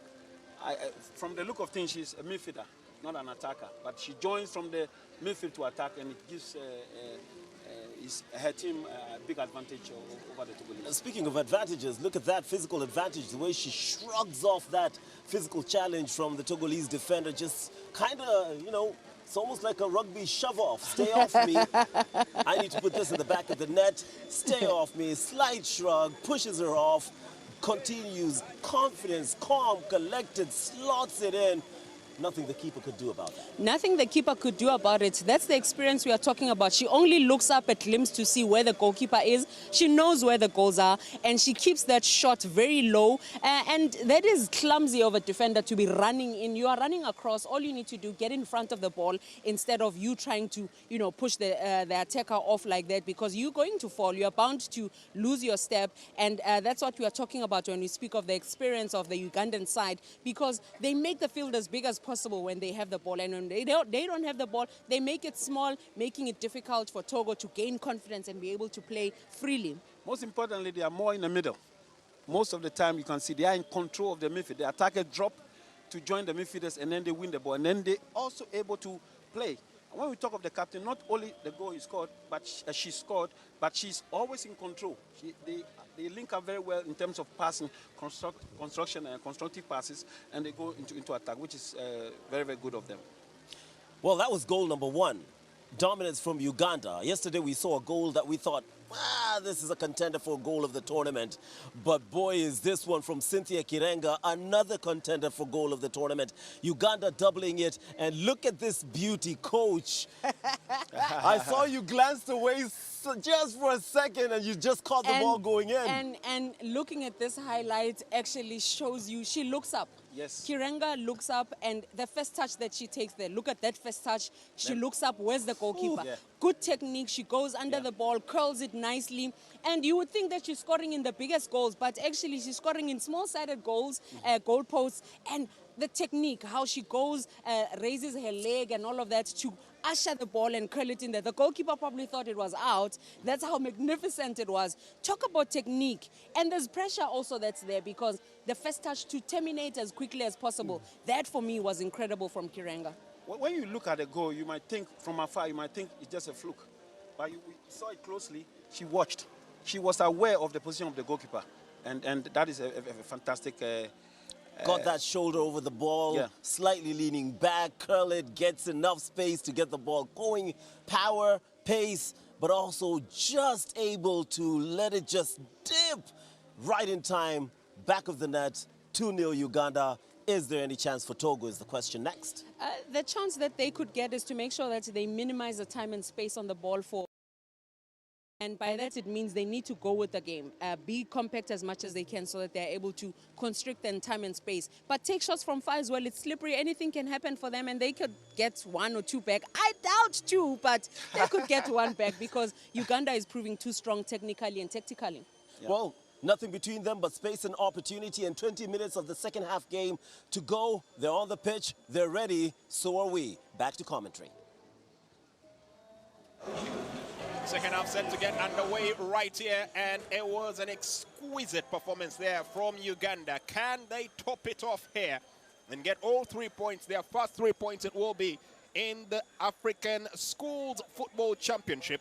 Togo is all that stands in their way, and for Togo, all to do in the second half, as they've been quite disjointed in the first half, making it a little too easy here for the Ugandan side. Referee set to go. Gignas Loic, and the Ugandans will now be looking to close it off in style, probably picking up their first 3 points of the game and a clean sheet as well. However, it was exactly the same way against South Africa in their first matchup, as they were leading that game by a 1-0, and later fell short, as in the second half they capitulated and allowed South Africa to slip back for a 1-1. Can they stave off the second half in this one and get all 3 points? Out. Second half, gate started, and looks like it's a quick rolling sub here. So Belinda Nabawanuka, okay, it's just a switch in pattern here. So Belinda Nabawanuka will be the one to get us underway.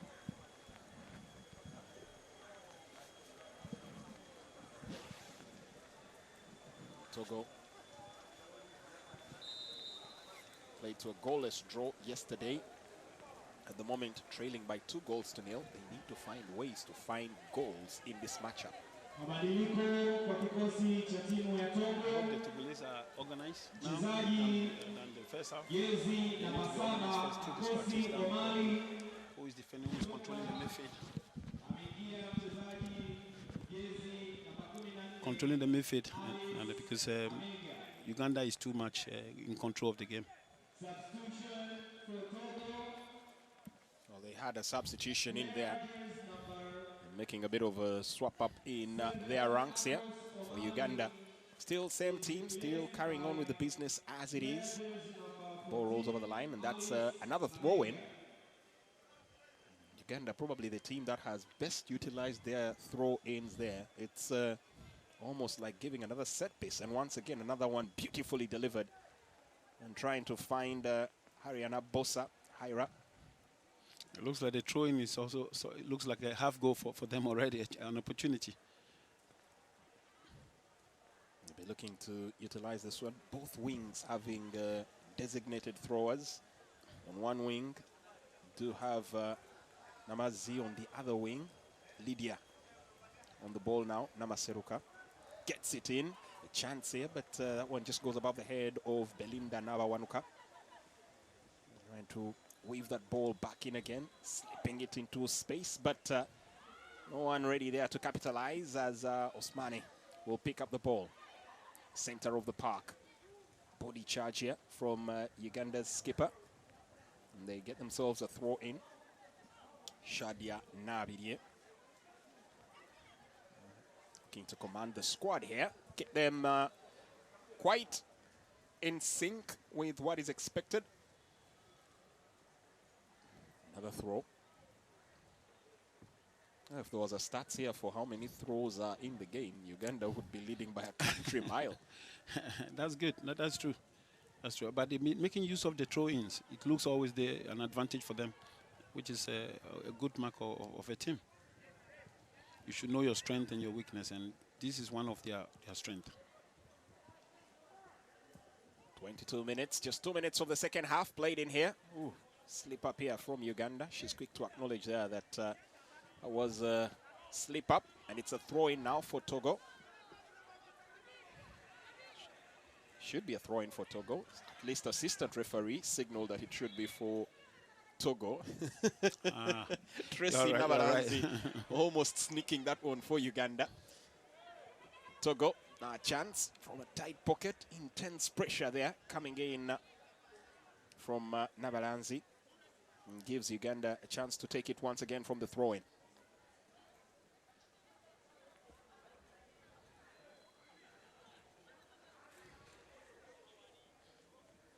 Vanessa with a huge throw. Quickly picked up here by the captain of Togo, playing it back to Asana. Look to make the clearance.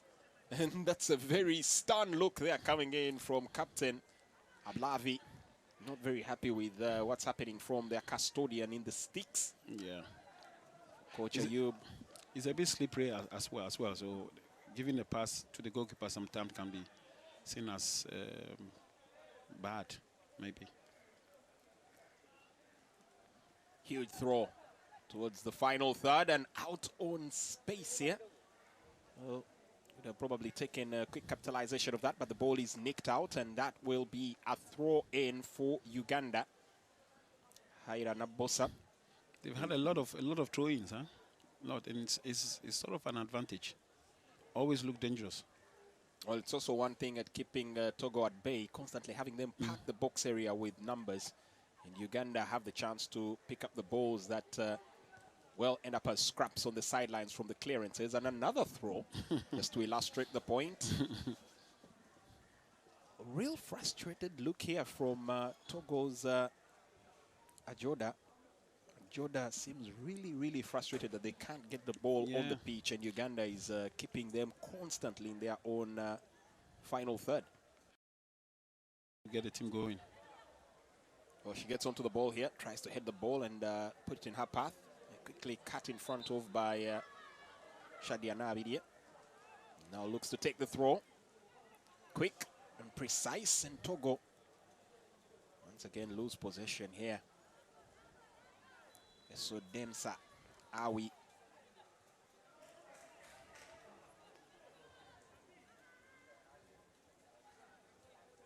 Shadia Nabidie. Well, keeping a close mark here on Hoda. It's allowing her time and space to operate in here. Nice cut away from the midfield. This is good creative defending. Just realizing there was impending danger there, Cynthia Chirenga. And now they look to try and break here. Uganda on the attack. Shadia Nabidie trying to glide her way forward. Always a very potent threat every time she starts to get into that glide and move. Exactly. When they get hold of the ball, they attack quickly. They try to pass the ball. And the counter-attack situation, we can see that. And it's always good for them. You have to start feeling for some of the attackers here for Togo. Are literally feeding on scraps, especially Hoda. Another throw. Weaved in, cleared away, shot from distance. Well, just kept out in time. Real troubles here for Togo. Ball was cleared away and well, took a last pitch interception there. Yeah, again, it was the captain who has led this team to do so well.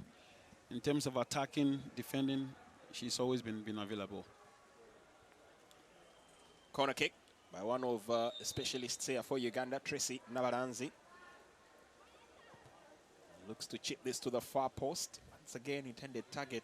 I've been trying to look to bring her into the game, Haira Nabosa. Uganda has really managed to keep Togo in their own half, to play them. Anyhow, there has been a few times that Togo have crossed the line, but they've kept them in their half for a long time. Ironically, for Uganda, Haira Nabosa also does play as a goalkeeper. She is the substitute goalkeeper, but is on the pitch right now. Oh. And is playing as a forward. I see. What an unusual fit in Uganda. Long throw. Brought in, glanced off. Once again, Cynthia Chirenga, diminutive player, but with bags of footballing intelligence. Looked for the back brush there. And was just nicked away in time, just towering slightly above her marker. It has been, it should be aware of, Togo should be aware of that throw-ins are always dangerous for them. Corner, whipped in. This one doesn't yield anything just as yet. It goes out here for a goal kick. Ali Samega will be very happy that she managed to keep that ball away. Cynthia could have easily doubled her tally for the day. Yeah. Pick up Cynthia Chirenga once again on the groove and brought to the ground. trying to make sure they keep her off the ball. That's a little unorthodox, but does the job, and it's a free kick awarded to Uganda. And, well, the referee looks like has run out of patience here with the captain, who cuts a very forlorn and frustrated figure here. Ugandans are very smart in the way they defend. Most of the time, they win the ball before they get into their half. They drop back quickly to defend, and Togo is struggling to even go beyond the center line. It's unbelievable. Ablavi, the skipper here, goes to the book. Confirmation there. Cynthia, well, there's absolutely no way to stop her. That would probably have fit the book. Just had to take her out. And Odrin Cholataba is the other one that was involved in that skirmish, but happens to have gotten away. It's the captain that bears the brunt. As the drizzle continues to beat down here on the new Aman Stadium in Zanzibar. A rarity, as we do understand here. There's a free kick brought in. That's once again kept out by the captain. Shadia Nabidie cannot get to the ball for Uganda, but they do manage to retrieve possession. Looking to utilize the wing. Spread it up front here. Chance to quickly accelerate. Try to keep that in play. A speedster in Cynthia. Just couldn't keep that on the pitch. Cynthia Chirenga.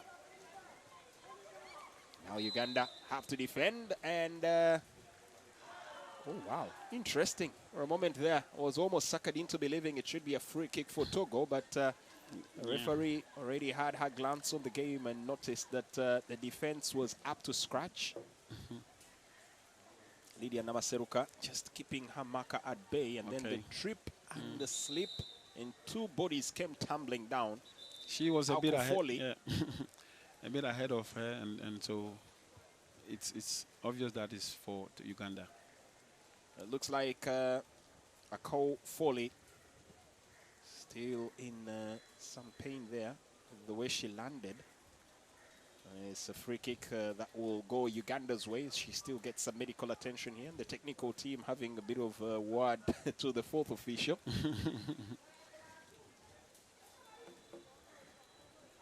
Looks like she'll be good to carry on. 10 minutes left to play in this one. Uganda 2, Togo 0. Long ball played forward, and that looked painful. Looks like it's the captain. Well, she's been right at the thick of everything, and at the moment, walking wounded. Ablavi Joda. Start off the game here, Togo. Not a lot of time in this for them, so they have to make as good with it as they can. I think the Ugandans have the experience, you know, in the way of pressing, in the way of defending very well. And they've always put pressure on them and frustrated the Togolese. Togolese are not able to even construct passes together. In with it. Later on, of course, action continues as we'll head down to that game for the boys, and it will be Guinea taking on Libya. That will be coming up next in just a couple of minutes. Pick up, excellent. Looking to thread a through pass through the center. That's very intelligent. Cynthia Chirenga picking out support here out on the wing. That is Nabosa. Tries to squeeze it in, but the ball is kept away. Now a shot from distance. Speculative, you could say, from Namaseruka. The ball is cut away. Well, they're really expressing themselves. That's absolutely sure, certain. Indeed. They've been able to manage to pass the ball among themselves, and the way of keeping the ball, and of course to attack as well. Long ball forward here, just trying to keep that within the confines of play. Just doesn't happen well enough for them, but well, ultimately we'll have a chance now to get a goal. Once they lose the ball, you can see they all drop and leave one person up front to control the midfield, and so they look more in the middle than the Togolese. Foul here on Cynthia Chirenga. Oh, it's foul by Cynthia Chirenga, so it's a free kick for Togo. Last ball. Make the move from there on in, and then looping forward in strides and numbers. Shadia Nabidie They'd almost stolen the thunder here of Togo. Well, they're really having a very good game here today. The moment they get the ball, they know when to attack, and they do go quickly. Togo are not able to manage that situation, and it's becoming very, very difficult for them. Well, she's been right at the heart of many things, including winning that final in the Sekafa qualifiers here. Shadia Nabidie scored in that 2-1 victory, actually getting the equalizer after Kenya had taken the lead. And then Shalwa Butini finished off the game. And that was the match that stamped the ticket here for the Kawempe Muslim girls to head out as representatives of the Sekafa region to this Continental Championship finale. Chance for a free kick now. And actually a throw-in. So again, duties to Lydia Namaseruka. I mean, in all fairness, I think Ugandans are physically stronger than Togolese, tactically a little bit more sound than Togolese, and they've controlled the game. They are ahead of them. Well, might sound not quite appropriate, but you could say a bit of a mismatch here, especially in the game plan. One team clearly has their game plan working according to, with real perfection. The other struggling a bit to actually figure out what the plan should have been in the first place. Exactly. Goal kick for Togo. Just 5 minutes and a couple of seconds left to play. 20 minutes per half. Uganda 2, Togo 0. Goals there from the captain Shadia Nabidie, as well as Cynthia Chirenga. That literally would make Shadia the top scorer in her group. Okay. There's, well, she's gotten 2 goals to her name. Okay. That's good. Obviously, you see the way she's playing. She's one of the stars of this tournament.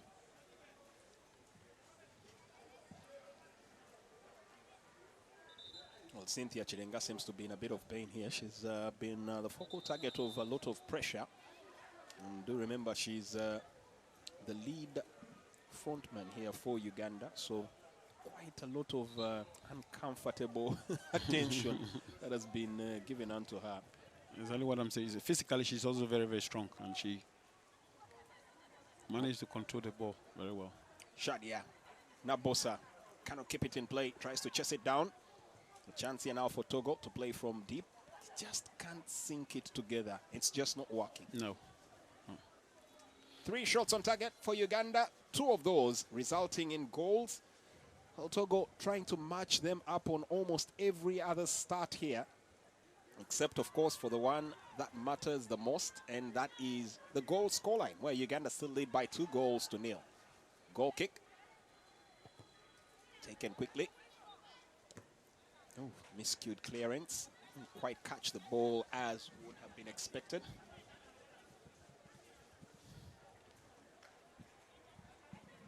A chance for a throw in here, and the captain will be quick to try and dispatch of this one. Ablavi gets it forward here.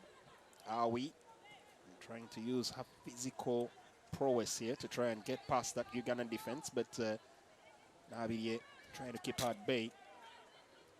As they instruct now, Ablavi setting it in.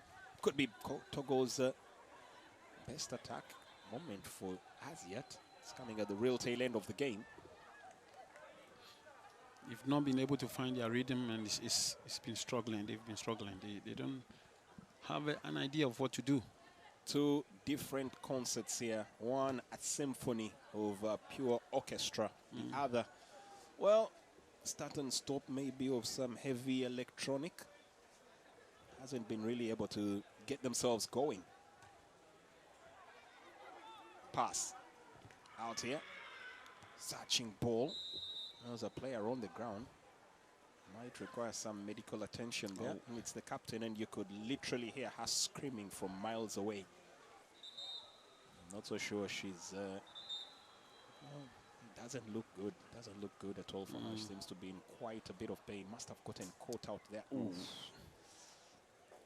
Well, I had that scream, wasn't so sure where it was coming from. And now you probably understand why she's still on the ground, writhing in pain. And that's a yellow card.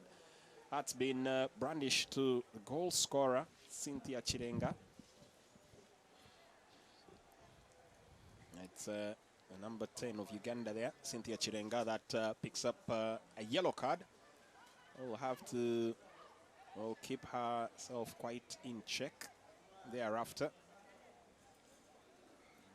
For Togo, a little worrying there. That's probably been their most proactive player here. Ablavi Adjoda, the captain. Now she's looking primed to be substituted, as we already have one on the touchline waiting to take her place. Clearance, 2 minutes to play. The first yellow card, or second yellow card of the game brandished, as Adlavi had already picked up a yellow card in this game. Now Cynthia Chirenga joins her in the referee's naughty book. And Shadia Nabidie is on full flight, but there's an offside here already, having come from the offside position here. That is Irana Bosa. Then back onto the pitch and ready to carry on with her duties on the game. In the meantime, they also make an introduction here of Ako Ezo, who should be an attacker here and trying to get onto the game here. Quick attack from Awi. Has been practically starved of motion, and it's going to... Well, she's really feeling the pain of it in here. The pangs coming through, as well as the frustration and... I'm sure she didn't get the ball right. Oh, that's a chance. Looking to make a clean break in this as they get the ball forward. And looking to carry this one forward.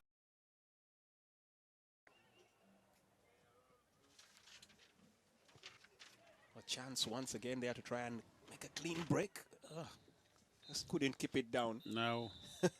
Uganda looking to make a glut of the goals. It's been a hefty game, but one that has left a couple of the players here with battle scars to show. And in the end, it's Uganda that will take the spoils there. Cynthia Chirenga with a pitch of a goal. One for the highlight reel. Belinda Nabawanuka right next to her. That set it up there. As well as their skipper in the picture and the orchestrator of all the damage, Shadia Nabidie. Uganda doing themselves an excellent service to put themselves in prime position to see how to head up here, as their technical team now will join them on the pitch. But for Togo, it's battle scars, it's agony, it's sheer pain as they now slip up and lose this game. A game where they tried to match up as well as they could, and looks like the captain might require some medical attention here before she can leave the pitch. It's not just the captain that will need medical attention, but the entire team will need some real soul searching here, and will redemption later on as they will get onto the pitch one more time in their group stages match here before they can actually call it quits for today. It's been a tricky match for them. There you are, Captain Ablavi Adjoda barely moves, still managed to find a way to get back onto the pitch, and that's a real warrior in there. Found her way back onto the pitch to finish off the game. And now it will be a chance for the Ugandans to celebrate. 4 points in the bag, a draw and a victory here. And they're probably looking to finish off a very, very strong matchup here. Full time, right here at the new Amani Stadium in Zanzibar.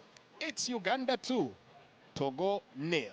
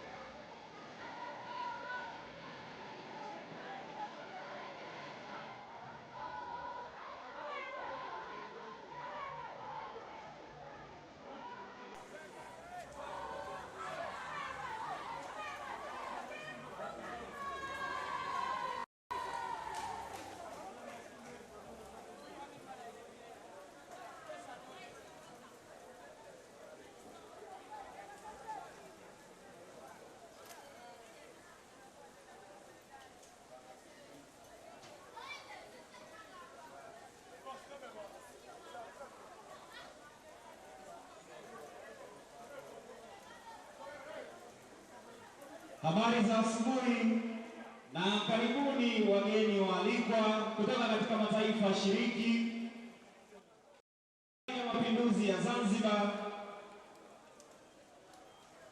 Rais wa shirikisho la mpira wa miguu la Tanzania TFF na wageni wote wa heshima, tunayo furaha kuwa nanyi uwanjani hapa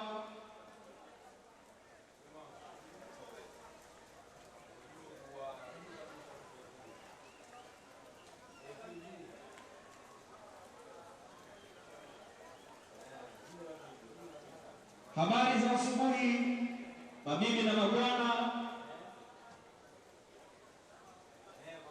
Karibuni katika uwanja wa Amani Complex inapofanyika michuano. So there we go, Uganda 2-0 win over Togo. Halftime, first half was enough for them to wrap it up. Looked like Togo a bit better in that one. The second half, at least a bit more offered from Togo, Coach Simpiwe. I think technical acumen for them wasn't on the alive on the day for them, simply because technical abilities help you to be able to execute the tactics, and you are able to come up with a strategy and even be able to dominate a match. I think there's an issue with the microphone.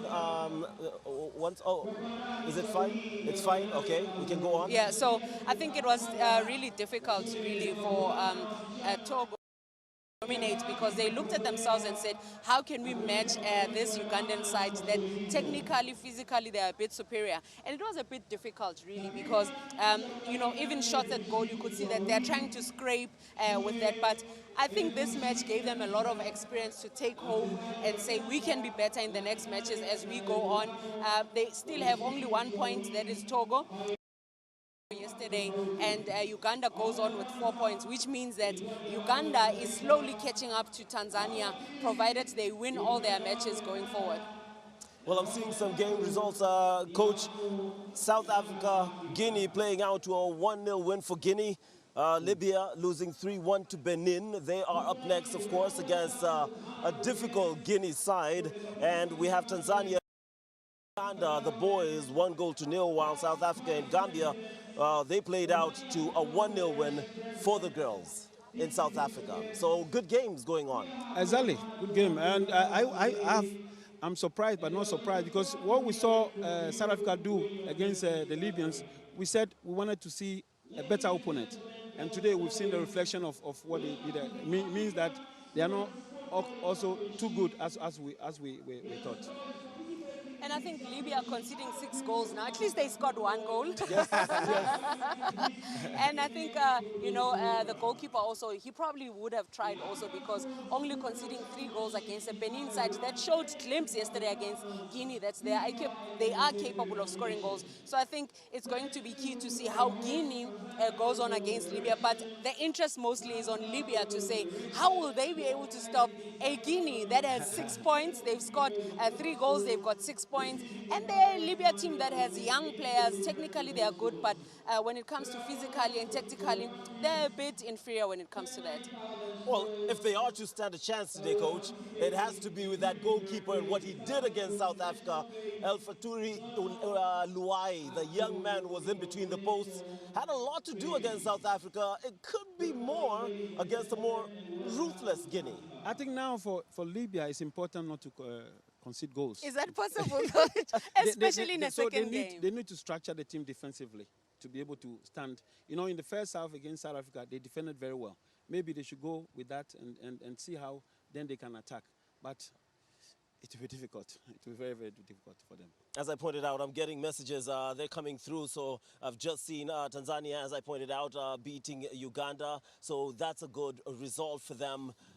In all honesty, if I were to ask for predictions here, as we expect Guinea aside, we're pretty much back to where we all started. It was Guinea up against Benin. They won 2-1. Libya had to deal with a ruthless South Africa, especially in the second half, where the 3 goals came in. And now it is Libya up against Guinea. I'll start off with you, Coach Akonor. What do you expect? What would be your prediction in this one? Well, how it stands now, I mean, it will be difficult to say Libya will win, but for me, it's more of how much they concede, and they have to try as much not to stop that, because that will motivation. They know they are out. They know, definitely. But it's important to work defensively and see how best they can attack, not to concede more goals. That they are playing against the Guinea side for a second match. Second match, it means you are a bit tired.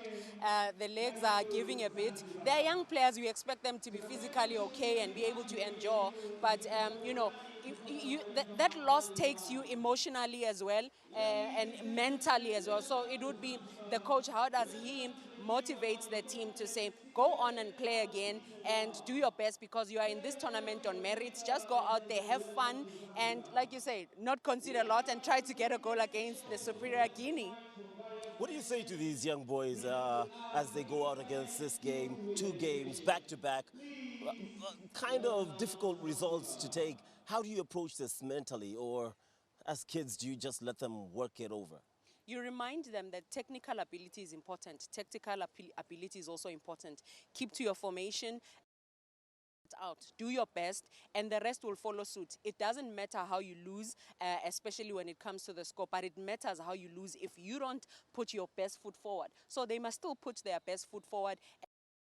Game. Don't try to compete with what they can't, which is mentally is the only thing they can compete against. And who knows, Guinea could come on the day, be bombastic and say, we've got this in the bag. But Libya comes and says, we score a goal because they are true to their DNA and how they play technically and tactically to say, this is our style of play. We cannot change on the expense of saying we are afraid of losing more goals. But when it comes to youth football, just play the way you know, learn, and the game is the best teacher.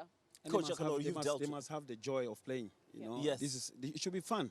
It shouldn't be more serious. You know, they've lost 2 matches by wide margin, and emotionally, like she said, they'll be down. You must give them the joy of playing, and once they have that, they can keep it going. The joy of playing. That's the statement from the 2 coaches. It'll be interesting to see how this one plays out. We still have another game coming your way, so don't you go anywhere. We're hoping you've enjoyed every single part of this tournament. Remember, it is the Africa Schools Football Championship 2024. Started off last edition. It's the 2nd edition. Well, Africa is looking to win the World Cup. The president of CAF, Dr. Masepe, came in and said that is the aim, and he is setting us up for quite an interesting journey to that World Cup. From what you see, I know they're young, but this is the future. Coaches, this is the future. What do you see? Is it as promising? Is there actually some hope? Where do we need to work on it if we are to win either the boys or the girls World Cup? They say a journey of 1,000 miles starts with a single step, and the steps we are taking are incredible. Massive movement from the CAF president, Dr. Patrice Motsepe, because, and we are doing it the right way. We are starting the right way, where it's not only coaches, it's players, it's administrators, it's referees, it's young medical practitioners also being involved. So that shows you it's growing the game holistically, developing the game holistically the right way, because the world needs to know that Africa is coming and we are catching up. And for us to do that, we consistently need to do things the right way from grassroots level. And this tournament and this program, African football program, schools program, says we are bridging the gap in all aspects of the game. We will get there. We will get there. Some years to come, we will get there. But it's good we've started. And we must all embrace this, work towards it, accept the fact that we are not there yet, and work. And I believe that some years to come, we will achieve our goals. Now, when it comes to football, Africa is known for a long time, has been known, I should say, on the physical ability to dominate the game. And technically, the questions of the disparity between us and, for example, Europe. Could we be seeing a clash of physical versus technical here in this specific game, Guinea versus Libya? It's possible, but I always say the slimmer, the smaller, the nippy. You can't be short and slow. You know, so Libya should take advantage of that to say we are smaller physically, we are not as superior compared to Guinea, but let's make short passes. Let's play as a team. Let's go together as a group. Let's not find ourselves with numerical inferiority where you find it's a 2v1. Let's create 2v2. Let's create 3v2 where we have more numbers. Then it means you have more help going for you. And if you think fast, you act quicker, you anticipate, be 2 steps ahead. Even that bigger player, that much stronger player, will always come second and last to you if you are anticipating anticipating things earlier and quicker, then the game for you becomes a bliss. And I mean, for the bigger players, they are a bit slow and all of that, but the game is evolving. You know, I'll take you to Yaya Toure. He was one of the biggest. Was he slow? No. When he bolsters through there, he shows you the finesse of how he plays. The Adebayos of this world. They were tall, but they were able to pierce through that. Coach, next to me here, I'm sure in your times of playing, when you put your mind to it, you are able to compete. Yeah, of course. Sometimes you need to look at your culture, our culture, and then invest in our culture. What is our culture? For us in Ghana, we like to play, we like to enjoy, we like to have fun. Yes, we shouldn't take that from them, but improve it, and we'll get there. We will get there. Actually, we'll get to the game in just a bit. But right now, we are hearing that Guinea are already in the tunnel. There's a bit of delay as we wait for Libya. There was a bit of confusion, concern. Libya slightly change in substitution. It was unlimited substitutions, but now it's been limited to 5, which I think it's better for the game. Prepare them already for what is actually happening, and they are still in their locker room, and it looks like that delay could just take us a bit more time, but we'll get to that. What do you make of that information we're getting? It can be a bit disturbing, especially for the coach, if they didn't give them that type of information early on time, because you plan. If you know it's unlimited substitutes, then you start with a particular lineup, then you know you can change because it's unlimited. Now, if you have only 5, also it says to your game plan who starts. You need to have your best 11 starting and who's going to come on and change the game and when, because timing of the subs is important, especially when you're up against a team like Guinea, who is excited. They just want to get on the field and play. And I see our favorite referee is there also in the tunnel, waiting to come on the field and just, mesmerize us with his performance. Psychological impact for a situation like this? None really, not necessarily. I mean, all falls no down advantage whatsoever, not for Guinea? For Guinea, I'm sure what is running through their heads now, they know they are true. And they've seen Libya play. Libya lost to the 2 games they've played. And so they psychologically are ahead of them. They might think it's so, but it's dangerous. Very, very dangerous. And they need to be careful and come and showcase what they've done in their previous matches. But for Libya, it's difficult. Again, it's very difficult. They've lost 2 matches, and they should be tired now as well. Here's a phrase that we hear ever so often that is used as a criticism: park the bus. Don't do that, so they say. Play open football. But sometimes you meet a team that's just genuinely stronger than you and better than you. And is it right to start to teach the young players this early that it is okay sometimes to just defend and keep the scoreline decent? Or should they at this age just learn to take it and roll with the punches? Let me modernize it. Let me modernize Please. it. Parking the bus sounds, let me modernize it and say defensively you have to be organized.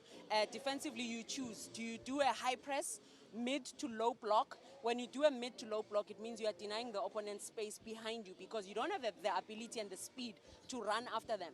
Let them play in front of you, it's better. And with that, there needs to be structure and organization, because even when you park the bus, so-called parking the bus, there's roles that need to be played by individual players. We go as a group, and for the team that's attacking, when a team parks the bus, remember, even the engine sometimes struggles to start when the bus is parked. So when that moment happens, break a window, go underneath the bus, go around the bus, find a way. But I don't see Libya doing that. I mean, they've come, they've seen what their weakness and their strength. I think they should work more on their strength than the weakness. And this is something to make mistakes and also to correct, to correct them. They've done a lot of mistakes, and I'm sure by now the coaches are working hard to improve that. Not maybe probably in this tournament, but in the coming tournaments that they will face. So all is not lost.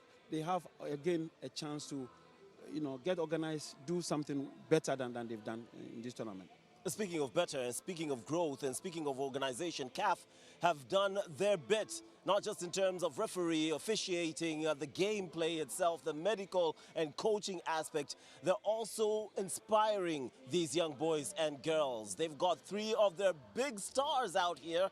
We have from South Africa, where you come from, by the way, a very good friend of Coach Simpiwe, Amanda Dlamini, former Banyana captain, an absolute huge star, has played the game at the top level and is quick to advise the girls. As for every one of them, they get a chance to, well, interact with 2 interesting characters, big characters, I might say. One of them had a chance to play for Nigeria, but then chose, nope, I'm going to play for Togo. So making tough decisions is nothing new for Emmanuel Adebayo. He is also here alongside the man who knows what youth football and success and gold looks like.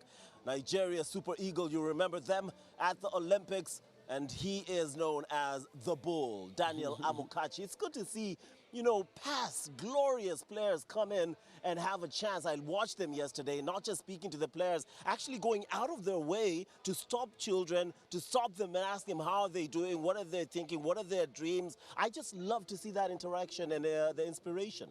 Yeah, nurturing comes a lot from people that can love the game. When you love something, you nurture it.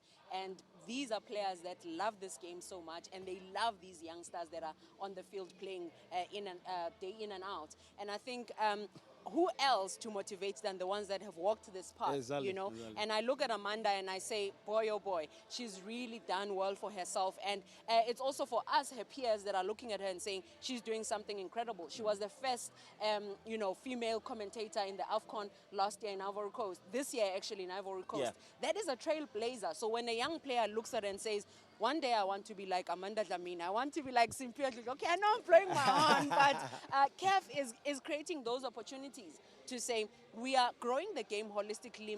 Past, present, and the future players need to see how this ecosystem goes, and really incredible to see. These are not stars of yesteryears. They are still stars because we look at them, we still get inspired. And for me, who else to tell you a story than the person that has really gone through the same story themselves?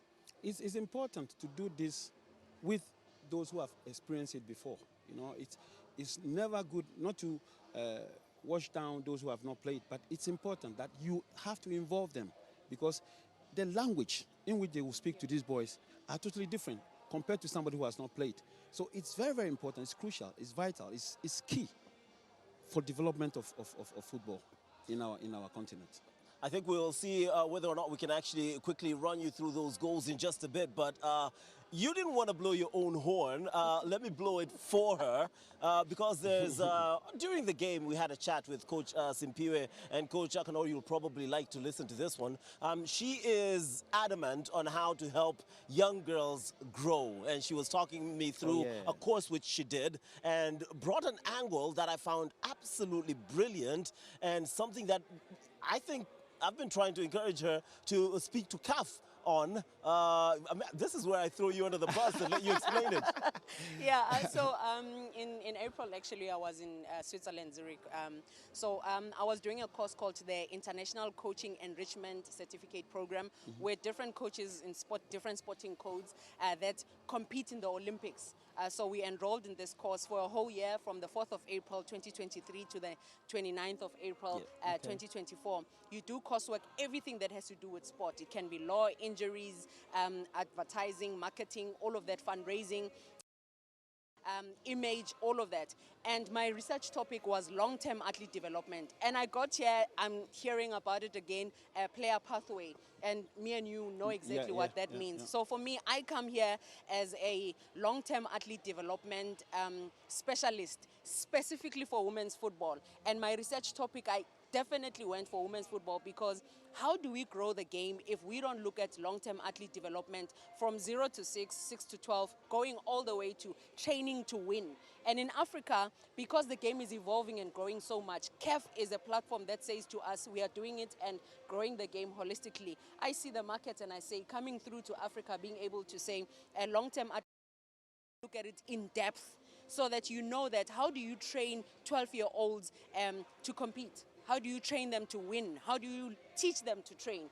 Physical literacy, because some players come in and you think they are ready to be sprinting, but they need to learn how to run first. And do coaches know that? Do they understand? Because if you don't teach and coach players the correct way from the beginning, you are ruining a whole nation of superstars.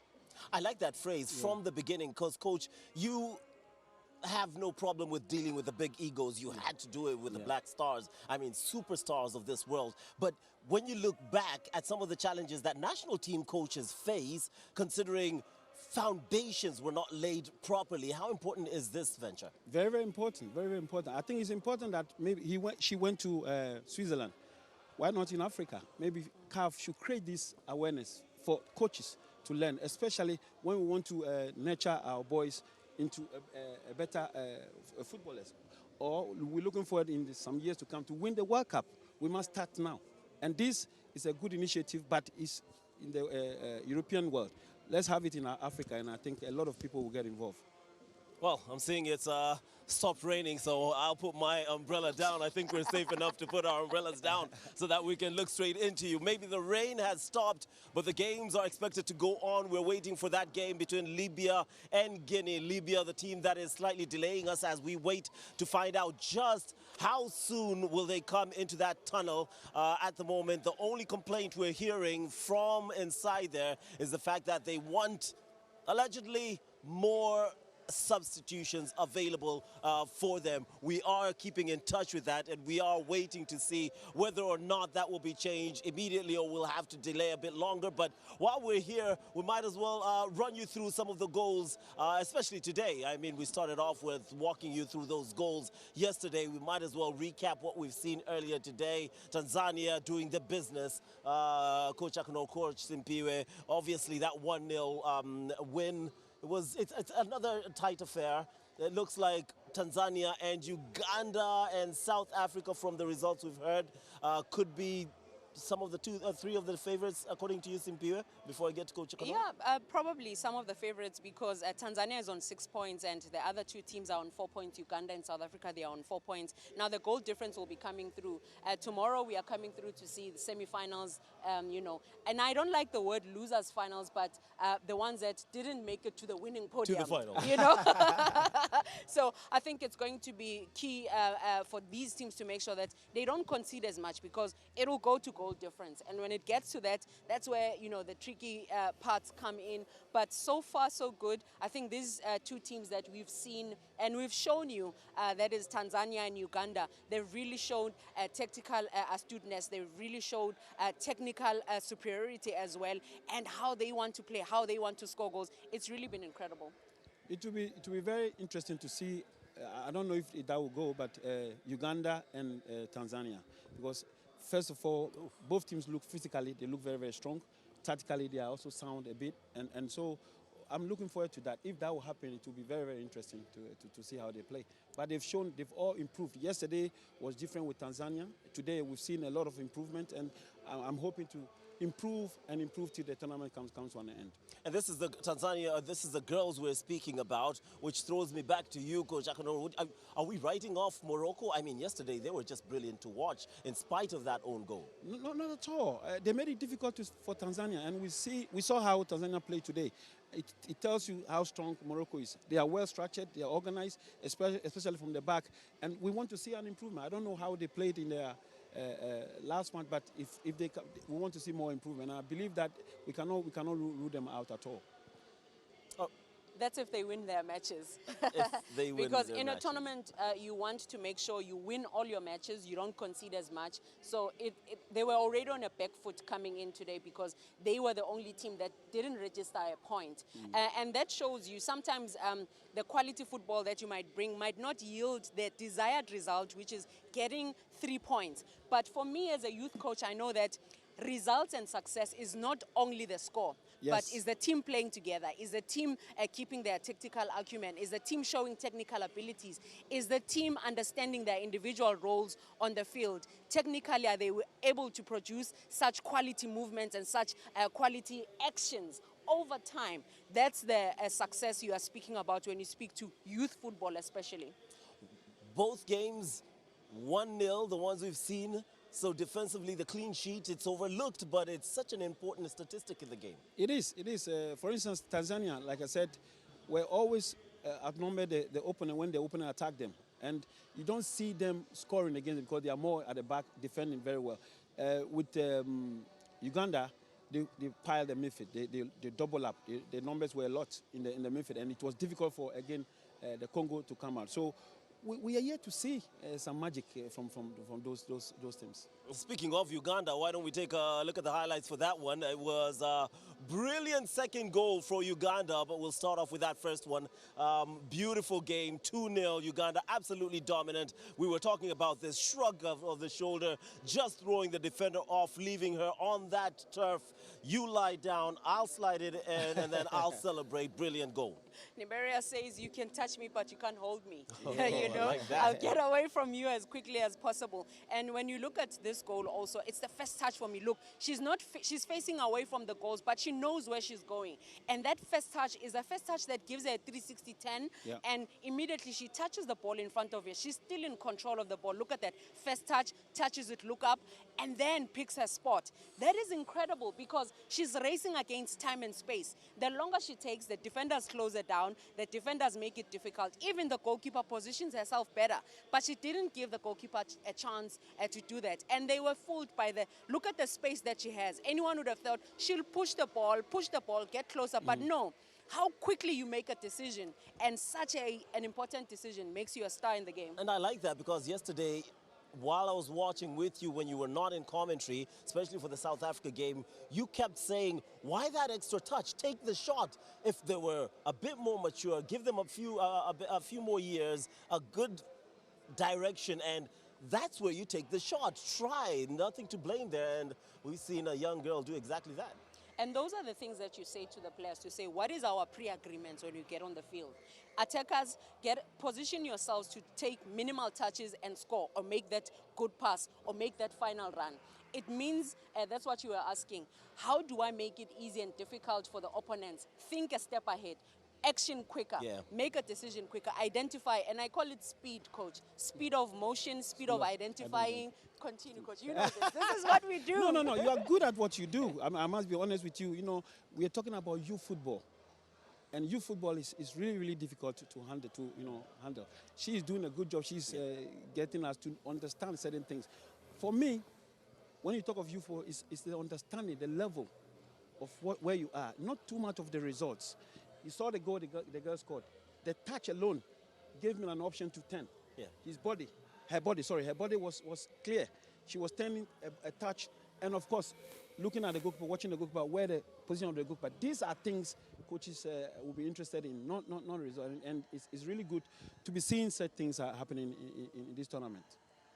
As you can see there on your screen, Guinea already out on the turf, just trying to keep their bodies warm. They've been in the tunnel waiting for that walk-in, but Libya still not out. This Libya side is keeping us on the edge of our seats. Meanwhile, Guinea animated. They kind of remind me of you, Coach Kanora. As you speak, sometimes I see the microphone. I'm expecting you to throw it away because you're very animated. I would pay anything to have watched you halftime talk with the Black Stars. I would have paid anything. You know, it's very important, especially you must have your people around, those who will give you the necessary information. Sometimes you, the coach, you don't see it all, you know, and so before you go in, you know exactly what to say. It's very important. But sometimes, yes, you need to give, when they are sleeping, you need to wake them up. I don't know, coaches, when you look on the balance of play, I didn't ask this yesterday because it was day one, we needed to watch them, but we've seen an overall view halfway through the tournament because we're literally halfway through the tournament. If I were to ask you, what's the disparity between the national team and this age group for you, and for you, Coach Simpiwe, the national under-17 team and this age group? What's the gap looking like? I'll start off with you. Of course, when you talk of the professionals or the elites, there are certain things you won't teach them because they've been taught already. You understand me? So it makes it easier for the coach. You look at, for example, Ancelotti with Real Madrid. Yeah. He allows them to play. He allows them to think themselves. He doesn't stress too much on tactics. You understand? But when they get into, especially in the final third, they should do their own initiative. They should come out with this. You cannot leave youth under 14, under 15 to do. You have to teach them. You have to get them to the level where they will get to a position where they will have to think for themselves. So there's a little bit difference in that aspect. There's a song in Kenya that's very popular that goes, "Say cheese, take a picture." That's exactly what's happening here. We have so much time on our hands, Guinea say, that we might as well take a memorable picture to remember this important moment and this particular tournament. Now back to the under-15 disparity. I understand how crazy the question looks when I ask about the national team, but you want to hear from a national team coach thinking, okay, then we have a future here. It's something that we can work towards, but that's in the long term. In the short term, we can compare very clearly under 17 and under 15. Under 17 and under 15 is very close to each other, and you want it that way. The only difference would be school level and national team is different. Remember, in the national team, you are bringing all the best players from all over the country and all over the world, where you go and get your best players all over the world and bring them into the country. But when you speak to schools football, yes, it's a national team that is represented by a particular school, which means they might not have the best of the best players in the country as under 15 because some are left in other provinces or in other parts of the country. Now, the difference is that in youth football, you want to look at 4-year term. And in the 4-year term means if a player is going to play a World Cup at 17, it's beautiful to introduce them into the system when they are 13. When they are 13, it means in year 1, it's an induction of learning to train at that level. In year 2, now they are training to train at that level. And in year 3, they are training to compete at that level. In year 4, now they're 16, 17 going to a World Cup. They're training to win. You have built it up. Now, the challenge with us is that we find players that are still learning to train. We want the results of training to win. That is the difference. If you want results of training to win, you must invest in the time. Have that 4 years, 8 years, where you introduce them to quality and high level of training. Even if they're 15, they're 14, because there's no age limit to quality, there's no age limit to doing things with structure. And coach speaks about tactics. At under 13 already there's tactics because it's structured. Even in the 7v7 plus the goalkeepers, you can see there's formations. 2 defenders or 3 defenders, there's 2 attackers, there's a striker up there. There's always a formation in all that you are doing. Now the difference is the type of results you want at that level. Do you want results that will say we must win 10-0, or do you want results that say we can win 1-0 provided everybody understands their role, everybody understands can they change from one formation to the next? Now, as coaches, the coaching levels, and I love what Africa Schools is doing, saying that every coach that is here, they must have a D license, minimum requirement of coaching, because then you'll understand the types of sessions, the types of training that you must do for these players. Youth players need a lot of teaching. Coach, I love what you are saying. Repetition is important. If you teach them the correct way, you are arming them with confidence. Any challenge that they face on the field, they face it head on, because poor preparations will give you poor results. But proper preparation will give you superior results. It doesn't matter the score. So that's what we are dealing with, and the disparity between the different levels. And to add to what she just said, I have the experience of coaching elite football in Ghana, for instance. And you come across players who you clearly see they've not had a youth development. And it makes it so difficult to be teaching them things that they're supposed to be learning. And so, therefore, it's important now this initiative is very good for us to close that gap, because we've experienced it too much. In my 10-year coaching in Ghana, I experienced that a lot. And it's very, very frustrating, because you expect them to know this. You cannot blame the boys because they've not had that education background. And so it's important what CAF has initiated now to close the gap, so that in the coming years we'll have proper elite footballers. An experience for the students. They get a chance, courtesy of African football, the Africa Schools Football Championships 2024, and the auditions that will come, not only to just get the high-level training, but choose whether they want to play to stay, and if they do, then they already have that fantastic foundation that would lead them to heights that that we can only imagine in the future in terms of football. Engage, encourage, educate. Right now, it's a learning moment for Libya. They are not out. We will be seeing that game, hopefully between Guinea and Libya. But for now, we'll take a quick breather. When we do come back, we'll have more information on that. We'll come back with the actual match. Stay around.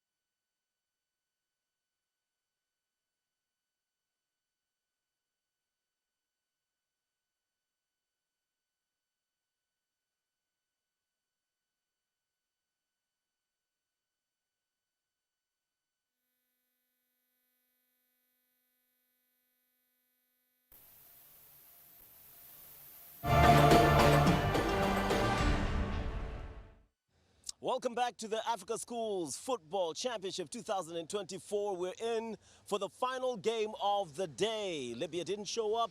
They will not be playing Guinea. But we still have an explosive match coming your way. This one will pit Uganda, the East African side, up against the Senegal side that played out to a goalless draw against the last East African side they faced, that is Tanzania. As you can see behind us, the teams are warming up, and we're going to be ready to be fully entertained. And the team that is not warming up but is getting ready is the team that's next to me, Coach Simpire, Coach Akanor. Coach, this is now the game that we look forward to, the final game of the day. Hope for something explosive considering the rivalry that we are going to see, the competition expected. Of course, I think it's a must-win for any of the two teams. They must win to put themselves in a better position. However, it's going to be tactical, how they organize themselves, the structures is what we've been talking about. Their youth side, we want to see how they do it collectively as a team. And therefore, if that happens, then we can clearly see who will win the match in the process. Now, earlier today, Tanzania defeated Uganda 1-0. So Uganda are looking to come into this one and get that result, much needed result. As for Senegal, when they play Tanzania, 0-0.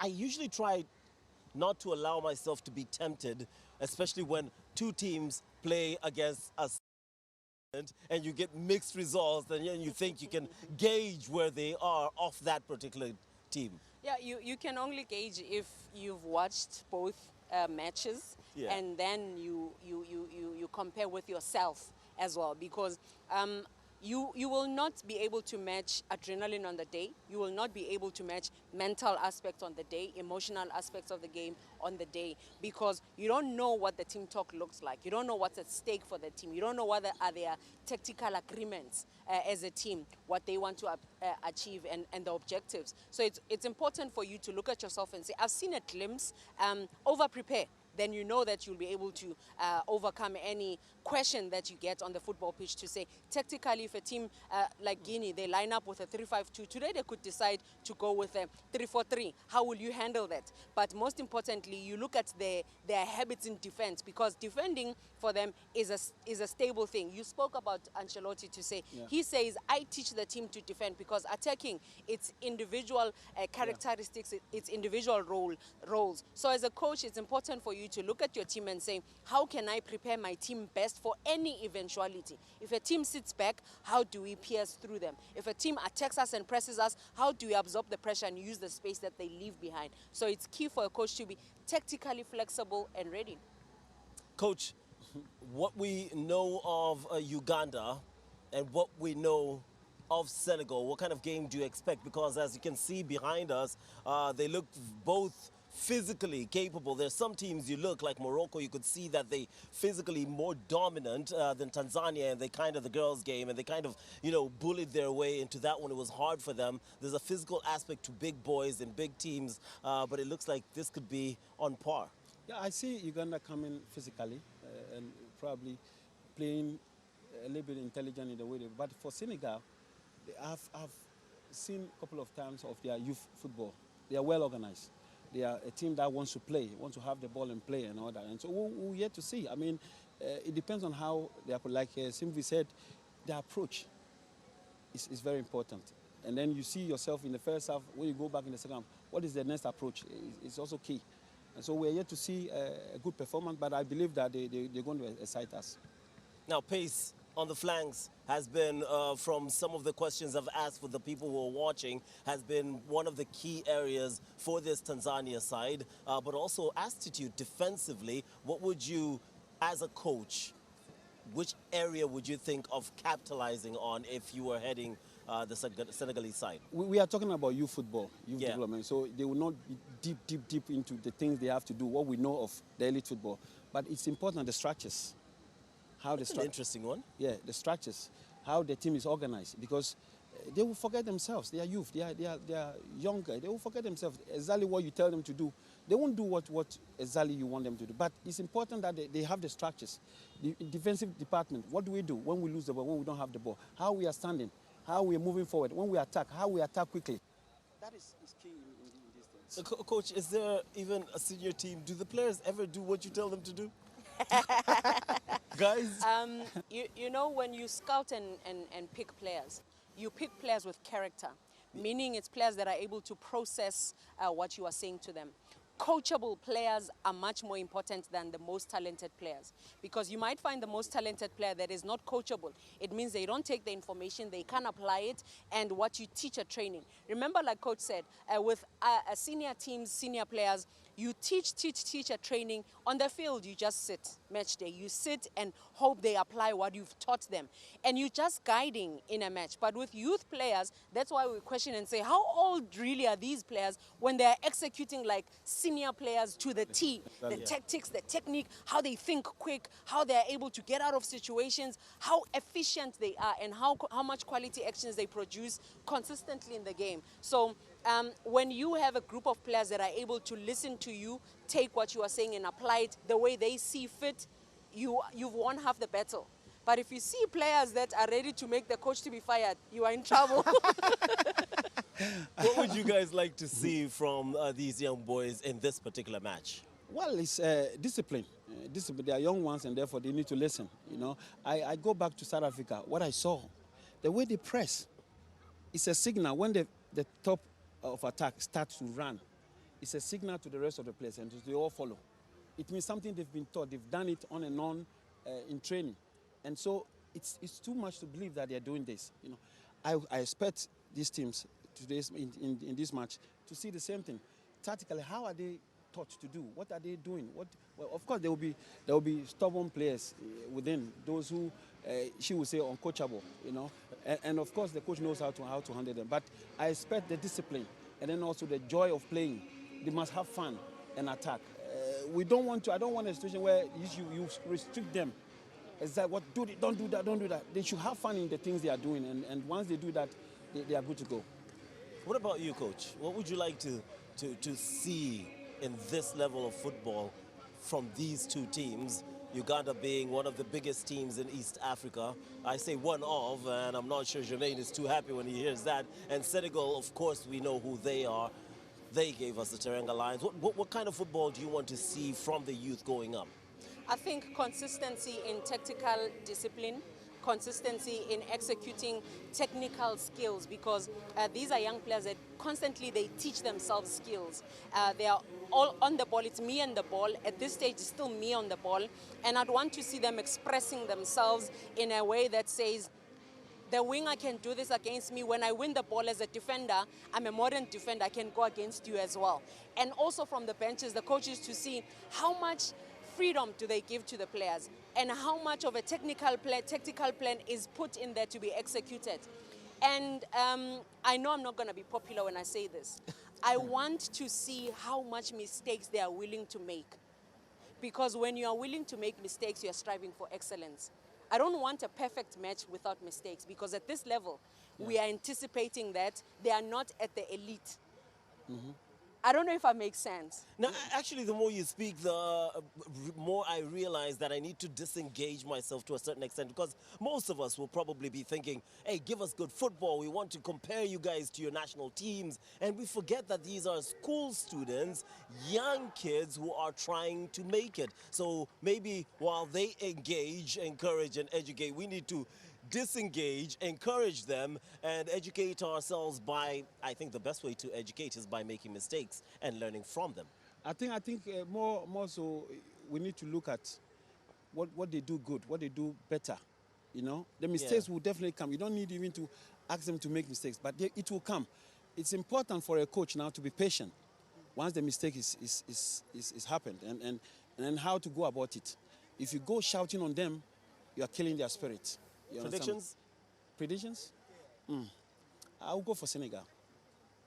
I think I'll also go for Senegal. Sorry, Jermaine.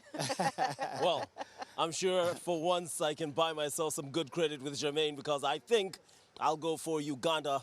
And let's see what happens. Whatever happens, it's the Africa Schools Football Championship.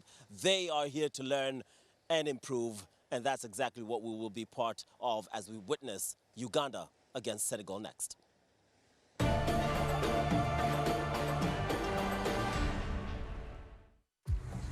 all comes down to the little things. An inch, a stretch, a push. All that stands between you and what's meant for you is one small step. Take the next step.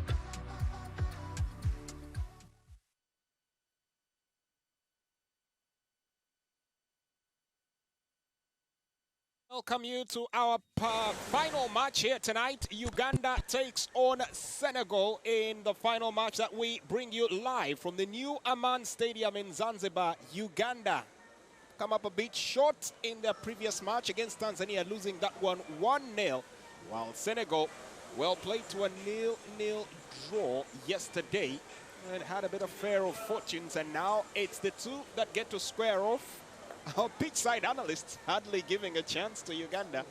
But, well, that could pleasantly change. These are the champions of Sekafa. They did win the ticket to go ahead and represent on that stage. So question is, will they be able to carry on in similar stride? Still a brilliant morning out here in Zanzibar. On and off from the drizzle, but makes up with excellent temperatures here to play the game in, and quite the very good visibility, as the two teams will now be heading out onto the pitch and getting a chance to go ahead and do some real battle. Jermaine Agesa here, of course, be joined by Coach Simpiwe, who actually gets into the commentary booth right now, as we await the two teams to actually head onto the pitch, and questions, of course, will be asked on just how ready they are on this particular matchup. A very tight schedule that they do have at hand here, both teams, as they will be engaging in, and that's a magnificent shot of the Puma ball that will be used today, as the two teams actually do emerge from the tunnels. Business at hand, quite some serious business in here, as proudly clad and carrying that ball to the pitch here is the match official, probably a big favorite for many here. Gentleman yesterday that did a brilliant job yesterday. Waison Usi Mustafa from Malawi will be the man at the center, assisted, of course, by the first assistant, Sasirio Moleka will be the assistant referee, while yesterday's very fast fast referee is now the fourth official. Hamidu Habibu will be the one that is handling the affairs on the sideline. And so, without much ado, Uganda red and black, and on the other end, Senegal will be all clad in white with strips of green. Big business that they do have in here. Let's quickly learn a few things here with these tactical lineups, and wonder if they do tell us anything to look out for here. Uganda 4-3-3, and there's that man there, Wanyama, who is in shirt 12, who will be the man that they will be looking to use as their center man.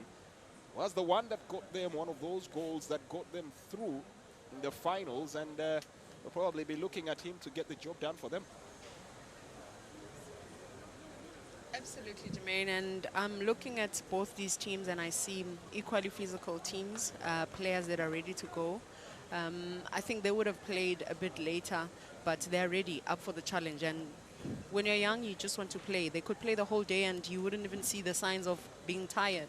And I think the 4-3-3 formations with both teams, it will be interesting to see, are they playing with left and right strikers and a center forward, or are they playing with left winger and right winger, both teams? Because then wing play has been the order of the day, especially with teams that have garnered maximum points for themselves. Senegal comes in with a draw on their hands, and Uganda comes in with not so favorable results, so that means it's going to be a matchup that says whoever that gets the maximum points has a step and a chance into the next level of play, and we get to see them probably playing tomorrow. I'm really excited to see the tactical acumen, especially from the coaches, to say how do they apply themselves. And I'm saying apply themselves because they have the bigger picture and the bigger role to guide their team to say you play with how much intensity, you know, to say let's manage the game. Let's now take the intensity higher. Let's change how we are playing in the formation. Can be a 4-4-2. And in that midfield, is it one sitter, two sitters? It's going to be key to seeing how teams respond to each other. Just a bit, we'll actually get this match underway. Tanzania already having partaken in the action. That is the team that will be watching this game with a beady eye. They did manage to get themselves a victory over Uganda 1-0. Senegal played to a 0-0 draw yesterday, so this is their final game as well against Uganda. And for Uganda, a must-win if they must find their way through here. We're underway. Uganda in the red and black. And Tanzania, watching on the sidelines, looking at Senegal and seeing just how much they can put to the table as we start this one off. Senegal in the white and green trim. Let me just pick on you. Who do you want to win? Good football. Good football. There's always a nice answer to that one. Good football. I love that. And good football means a clean match where we go pound to pound where we need to. No unnecessary tackles, still respect to the game, because this is one beautiful tool that brings people together. Quite ardently. Uganda made of a contingent there from the very proud stable for one of their more dominant teams in the league. Vipers Sports Club do take on this school as a feeder club. That's the St. Mary's Chitende. Quite a number of professional players have actually gone through these ranks. On the other end, for Senegal, well, an amalgamation of some of the finest there from several of the academies. Academy Federale, one of those, Generation Football, another Oslo Football Academy, one of the others. So quite the number of players. We'll be waiting to see how quickly and how well they easily gel up in here. And it's pretty impressive to see academies that speak to football and education. Maybe let me swap it, education and football, because that is very important. And I know in men's football, some young stars would think that I just need to be shipped overseas and I don't need to study and all of that. Well, education makes you an even better footballer, you know, and I think it even gives you an even better chance to succeed. Imagine being a doctor, a lawyer who is a meticulous center midfielder, goalkeeper and all of that. Why not kill it with both talents? Same words quite very much re-echoed by African legend Emmanuel Adebayo, especially in terms of the fact that you need to get the education as a tick-off in your journey as a footballer. As well, warning the youngsters that you're more prone to very shady agents if your education is not quite up to scratch, something that he did point out the day before the tournament got underway. Well, there's a free kick here. Senegal have themselves a pretty good chance to kick off something here. So is the youngster that will be taking this one on, El Haji Ibrahima So. Uganda will have their work cut out. Ball punched away. The offside flag had already come up, so no major scruples in here. 4 minutes played so far of the 20. Full pitch now. Just a tendency to allow the brain back into the full 90 minutes when you see the full pitch. And it's a quick jog of memory to remember that it's only 20, which explains the frantic speed that we start off with. Trying to keep the ball in play. Good stuff, but still allows the defense to get away and clear that one out. And a chance here for Uganda to try and get themselves onto the attack. The offside flag coming up here. Mwebe trying to quickly get himself in a prime position here to get some work done for Uganda. A little too fast there. Isan Mwebe. There's a foul and a free kick awarded. Both teams looking evenly matched here. That whistle must have a lot of sugar in it. I've heard it blown more than 10 times already in 5 minutes. Rightly so. There's a couple of scuffles here. And the referees quick to make sure that they stay on top of every single moment. Goal kick clearance, Adrian Mukwanga for for Uganda. Long searching ball, thumped clear here by the defense of Senegal. Looking to control that, and with a bit of a maverick style. Wange trying to just get that ball in. Mwebe once again tried to maraud that wing. Well, this time it was actually an attempt coming in from Simon Wanyama. Mukama with the throw into the box area, averted, thumped clear. Senegal, well, intent on making sure its defense at all costs. Doesn't have to be pretty, just has to be effective. To the midfield, picking it up here, Senegal. Nice through pass up onto the flank, but a little short. Not enough in there for the youngsters to get the job done here. Wasike in that centre-back position, and will be keen to make sure that he can actually keep things rolling here for the Ugandan side. Frank Wasike. Drawn in, attempted pass towards the final third, hacked clear. Rhythm yet to be fully established in these first 6 minutes or so. I was about to say that, Jermaine, to say we haven't really seen which team of the two is in control of the match, because, and it speaks to the joke we just made, to say the referee keeps on blowing because both teams look very aggressive and they denying each other time and space on the ball. Hence, you are seeing so much physical, contact between the two teams. I beg your pardon. Poked back, Kamukama, that is the right back, and well, again, another incident. And Mwebe finding himself in another carrier's position there, forcing the referee to go to the whistle. Long pass, searching, finds its way here. Diaye squared out, coming from, well, had position there. Wagne back to the defense, skipping away from that challenge and managing to set the ball in motion. Good play there from Mobiru.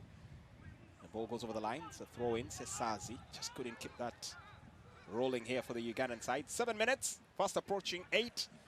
Still questions to ask on this tightly contested affair. Evenly matched teams for the moment, none seemingly with the upper hand. Trying to flick that forward, intercepted. And now Mobiru battling for possession and manages to acquit himself well enough. Goes for the searching ball. Both teams prone to trying to bypass the midfield and go straight towards the front line. The route one, as it's normally called. And, similar game plan from both. I think probably it comes also to the pressure of wanting to win the match as quickly as possible. 20 minutes is not a very long time for you to establish yourself. You want to hit the ground running. Maybe also the warm-up was a bit rushed, to say the previous match didn't give them enough time to warm up and go into their fields, get the game plan right, and polish more other things. Obviously, coming to the match today, you'd think that a lot of tactics was spoken about and all of that, but if you're rushed with time, there's some details that you tend to leave out, and now your mind is racing to do things correctly. Earlier on we spoke with Lawi to say, short here, goalkeeper manages to get his hands down in time. Adrian Mukwanga. Well, at that moment he felt his defense had actually thrown him to the dogs. We get another chance to look at that. Clean interception, and the captain Mobiru might have to shoulder a bit of the stick for that. It's something that doesn't come at a heavy reprisal. They have a chance now to galvanize troops as there's a corner. Corner kick for Senegal. Weaved in, but waves no damage here. A player to the ground. Another free kick. Well, I don't really fancy a person keeping tally of the fouls because they seem to be fast flowing here between in both such a teams. short space of time. Good one in the midfield. Ba gets back onto the ball once again. Good communication between him and, well, his namesake in the back line, Ba as well. Really keeping it tight in here. Mahmoud Diang Ba and Mahmet Ba. The ball now slips up onto the wing, goes over the line, and that's a throw in. Set to come through for Uganda. Sesazi to Mubiru. Captain clips it back here to Sesazi on the left. Tries to center it. Oh, look for the dummy. His teammates weren't paying attention, but Senegal were, and now they have a chance to cross this one in. A chance here, first time shot. Well, yields not much. El Haj Malik Ndoa just could not get that on target. A decent effort and very good movement. You'll have to give it to them. A decent effort, really, indeed. And I think he's swapped wings now because Wagner was playing on the left. Now he's playing on the left. I think it comes on his sweet foot as a left footer. Composure, control the ball and be able to play. These are the mistakes I was talking about, to say if you're ready to make a mistake, it means you are taking an effort, making an effort to actually getting closer to excellence, because if you don't try, you'll never know if you are able or not. Well, the captain, Mubiru, now to deliver this one. Gets a long ball in there, Samuel Mubiru, and admittedly doesn't yield much for Uganda. Now they'll try to fancy a shot from distance, but that's easily closed down. It's another throw. 11 minutes of the game gone. Still not telling these two apart, well, save for their jersey colors, quite similar in play. Hacked clear. Uganda will have to build again from their own half. Opting not to go to the goalkeeper, rather try to play to the wing. Mubiru tried to fling it forward, but, well, caught with his hand in the cookie jar. That's an offside. It's a free kick that will be given to Senegal.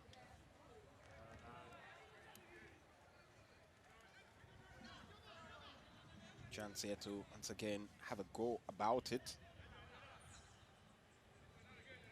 Another player in there that they probably would want to look to. I'm not so sure has really brought it up just as well as they would want. Shot 6, Ashraf Chakua did actually finish off the qualifiers for Uganda as the best player from the Sekafa region. We haven't seen much of his impact in this game just as yet. I think it's also deemed and to the fact that they still have not been in control of the game in being able to put the ball down and piece passes together where we see combination play, but they've just been taking a touch and hoofing the ball forward, which doesn't allow them time and space for their own good to think on the ball, puts the foot a bit on the ball to think and be creative and orchestrate some moves that will dismantle that defense of Senegal. Probably in the second half we'll see more of it, because it's already 13 minutes and we haven't really seen clear chances, especially for Uganda. But for Senegal, I think we've seen one or twice where they've gone forward and tried to score. Much that we can look into from the tag of being the go-to players. Yesterday we did see one of those players really struggle with the tag of being the go-to man. Another we haven't seen pop up here just as yet. From a young perspective, coach, does that really add any pressure to perform? It does add pressure to perform, because even your teammates keep saying to you, come on, man, you know what you can do, bring it up. And if he's not on song on the day, it becomes a bit difficult and adds that pressure to say now they want to carry the whole team, whereas physically and mentally they're not ready to do that, and it becomes a letdown and they find themselves making more mistakes than doing good for the team, and the confidence goes down. So it's going to be key for other players to raise their hands and say, let me also be a go-to player in defense, in attack, and in transition, because if you only have one key player in a moment, it becomes difficult. Wasike launches a long ball up to the flank here. Good touch in there, but can he retain possession? This is solid play coming in from Sesazi. Going on a speedy overlap. Now you'll wonder if Uganda has enough numbers to cover that position. Yes, they do. Answering well enough. Through pass from Chakua. Ball cleared away. Battle here, Mubiru going toe-to-toe here, and his marker still keeping a solid grip on that. Now chance for a cross in here to the box area, shot, hurried and closed down. Ndiaye playing a solid game here to be able to set up Wagner. Uganda managed to survive that break off, and now they have a chance to try and get forward once again, but easily tipped away. 5 minutes left to play in this half. Still Uganda 0, Senegal 0. Holding off onto the ball. Looking to float that one in. Goalkeeper, well, not waiting to be called to the occasion. Just dashing in there, Alassane Sarr, who also is the skipper for this Senegalese side. Senegal is using a lot of wing play, but they're not flocking numbers into the box because those crosses keep coming in. Well, interception, player goes down. Wanted a touch in there, the goalkeeper. Well, really not convinced, and so was the referee who was standing right on site. But the player is still on the ground. Now we'll dash back. We do have the benefit of a replay to see if there was any form of contact here. That would be Pape Mata Ndiaye, who still is on the ground. He seems to be in quite a bit of pain. You were talking about the numbers. Very few in the box, especially when you use the wings. It becomes a little pointless unless you expect your wingers to consistently cut in, and we haven't seen that happen here for Senegal. No, we haven't seen that happening, which means So and Diaye need to join the attack as quickly as possible, because the moment that ball goes wide, you have no business staying in your defensive third. Because look at that, even if Diaye would have gotten that ball, tried to find someone else, it would have been difficult. It's very tricky to say, was it really a touch or a clip on his ankle there? Good effort from So. And look at it this way, So is the one that plays attacking midfielder. He's out wide playing that cross in. Where is Ndo? Because he's supposed to be now replacing to say, my attacking midfielder has gone wide to play that cross in. I need to replace and come inside, because football, the formation is there for a formality. Everybody has the ability to move, you know, have interchanging in positions and all of that. Maybe only the goalkeeper is not allowed to change with anybody. Careful. Some of them may take your words to heart. Mobiru gets the ball forward here. Seen a couple of goalkeepers venturing way out of their box area. Well, there's a foul, a free kick. Another free kick here for Senegal. Chakwa fouling. And Ba tries to play a free kick, but that's a wasteful one. The referee lets the game continue here. Now gliding in, this could be a good opportunity. And a spectacular save right on the button. Excellent, excellent save here from Adrian Mukwanga. Well, for a moment, that looked like a clear opening here. The defense flat-footed, brilliant glide in. The goalkeeper quite adept on his feet and as well as with his wits. Ball hauled in, clipped clear. Ooh, could be a chance here for a second bite of the cherry, and there's a tag. Referee not convinced. And Uganda now on the counter-attack, looking to speedy break here. It's 3 against 2. They have options, gliding away from one, but a little too selfish there. One player taken off. Well, there was a chance there for Wanyama to simply slide it out here for the rest of his teammates to get into the fray. He had the stadium announcer saying his name that he scored beforehand. Finish the job first, or like you are saying, lay off to somebody, and now they have the numbers. Contrary to how Senegal plays, Uganda, when they go forward in that counter-attack, they actually had more numbers. Composure, think, let me look who's beside me. Can I make a pass for my teammate to make it easy for us to score? Well, as they were to say, there are deadlines to beat before you grab the headlines. In that instance, couldn't finalize the move and seemed to have his head a little in the skies as the ball is now nicked away. Uganda, that's a start that they won't be very pleased with. 0 shots on target or even off. Stark contrast for Senegal that have literally kept putting their work out in there. Good shot.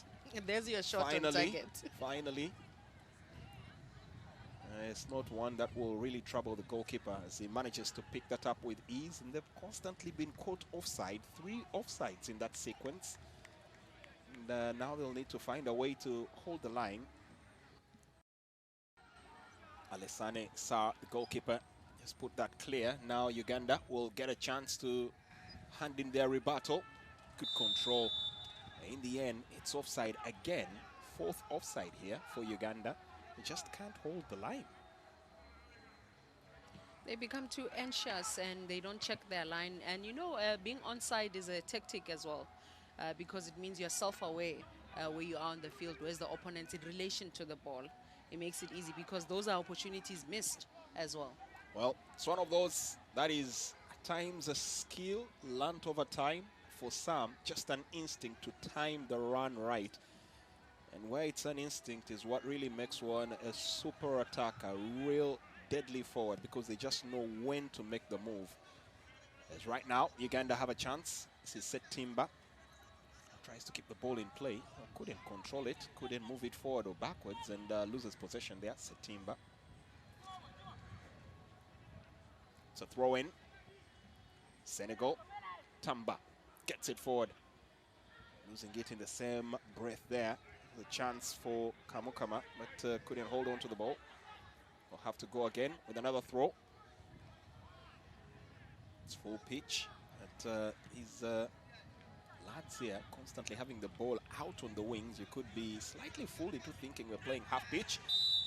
Well, leading with his hand, and that's a foul. Simon Wanyama could find himself getting some remonstration here from the referee.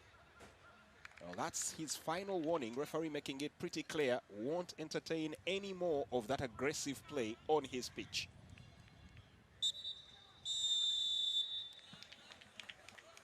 And as the medics do get to attend to Bar, the referee will send the two teams back to the dressing room.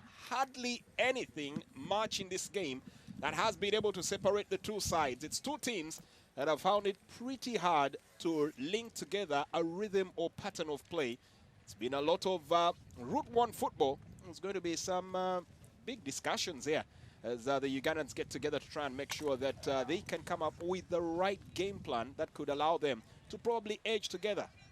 Senegal had plenty of wing play, not enough bodies in the wing, as pointed out here amply by Simpiwe. And now they'll have to make sure that those bodies can avail themselves and take those chances when they are created. Whether that is what will happen in the next 20 minutes of the second half, your guess is as good as mine. But at halftime, it's Uganda 0, Senegal 0.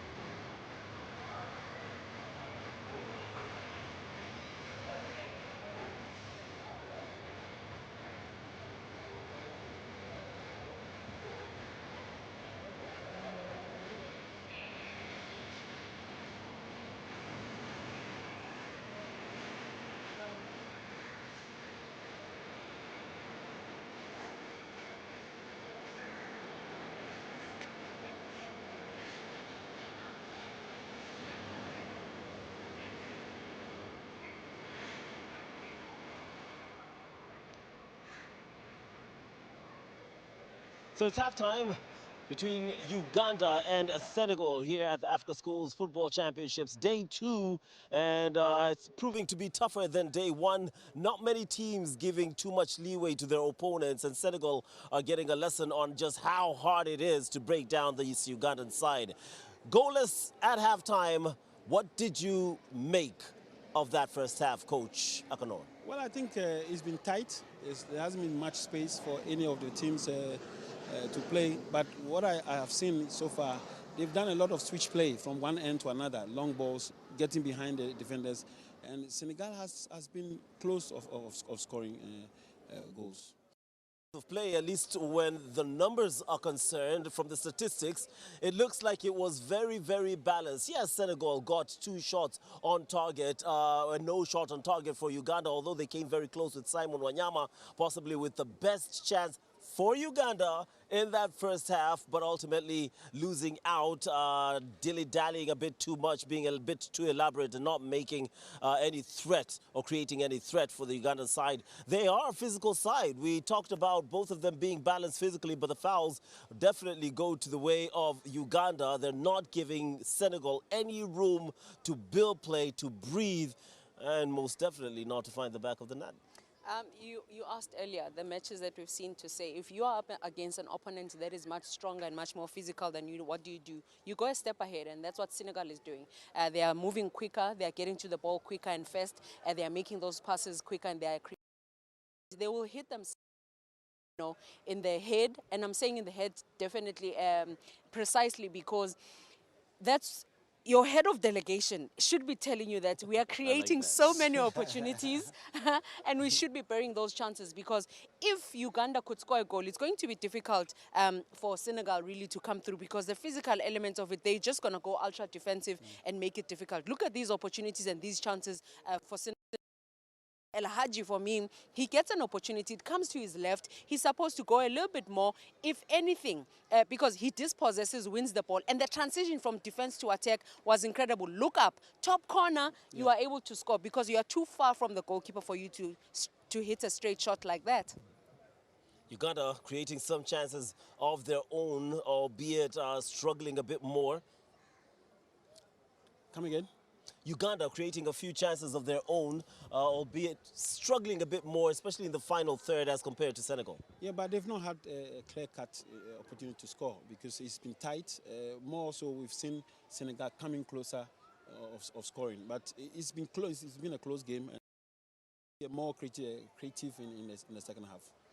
And sorry about that, Lawi. You're looking at a Senegalese team that is able to attack both sides, on the left, on the right. It means wing play is their thing. I said it earlier to say, in the 4-3-3, are you playing with a left striker, right striker, or a right winger and a left winger? Senegal is playing with a left winger and a right winger. But there are no numbers that are going into the box to make sure who is at the end of those crosses that are coming in. So went out as a midfielder to play a cross in. And you're looking at El Hadji again. He started on the right side. He comes in, he's able to take a shot. It's his weaker foot a bit, but he gets a shot on target. Now, where is Wagner and Diaye there as a strikers to be able to finish off those crosses that are coming in? They need to improve on the numbers that are going in.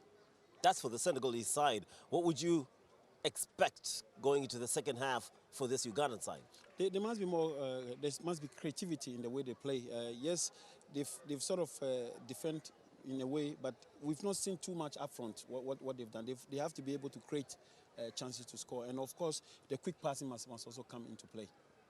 All right, so it's proving to be quite a difficult one. We expected this between these two hugely favored sides. Physically, they're very equal. Tactically, well, Senegal, according to Coach Simpiwe, having that edge, but will they be made to rue their missed chances? I see the players are already getting back to the pitch. Senegal have had a chance. They've wasted a few of their good chances, but they'll need to pick themselves off from that slightly disappointing first half, just as their player, the man who was on the turf as the whistle went, Mamadou Diangba, had to pick himself up, and they'll need to get going, because if they don't, Uganda could just sneak in with that victory that I was talking about. Physically robust, technically still cancelling each other out. One of these teams might just have to find a way to slightly tweak their game plan and come up with the master stroke, as one goal might be all that it takes here to separate the two sides. Uganda and Senegal back on the pitch for the second half. 20 more minutes here to play. One of these youngsters will have to step up and get the job done. Final game here for us today. Just standing by here for that acknowledgement from the referee to get the game underway for the second half. Uganda in the red and black, the all white and green trim for Senegal. It doesn't look like there will be any change in personnel getting into the second half. tricky first half there as outside pitch analysis literally coming through. The stats not exactly favoring Uganda's style of play. They will have to look for a few adjustments in there. Will those adjustments be their undoing? There's also another caution of tail they might want to get on with. Signal in, and we're underway with the second half. It's a long ball. Oh, made clear. Oh, hit clear back to the goalkeeper of Uganda. Mukwanga gets the game started on quickly once again. Uganda in a good position towards the final third. That imprecise passing, and the ball is hacked clear by the defense of Senegal. Throw in. Sesazi to take this one. Almost controlled out here. Ooh, player goes down. I'm not so sure he intended Setimba to end up sitting on his opponent there. It's just losing his footing, but nonetheless, doesn't make it any less painful there. It's just a little coming together. I must say that must have been a little more painful than would have preferred. Now free kick. I should be in the offing here. Some medical attention. Quickly patched here now. Tamba has actually been very solid on the right side there of Senegal. Hasn't allowed Mwebe to really dominate there, and he catches his line really well. That's why we've seen a lot of offsides from this Ugandan side, which means they're too eager to go forward, but they're not checking their lines and not seeing the opportunities that could come with them playing with each other and finding that extra pass, not be in a hurry. Defender needs to get up and know that as much as he dishes out tackles, the same might come to him as well. Same thing that was done to them will be done to thee. The center referee there asserting his dominance, making sure everybody follows the rules of the game. And there you go, having a quick word. Assistant, that's the fourth official, having a quick word with Tamba, who will be allowed to get back to the field of play as soon as the sequence gets underway. Sliding challenge there, that goes away. Senegal trying to play in tighter pockets of space and seeming to find it formidable to work with as a weapon. Trying to cross the ball, but the offside flag coming up. Well, that's a lot more encouraging from Senegal. Having a couple of numbers and options, even in the wings, might actually work to their, well, success here.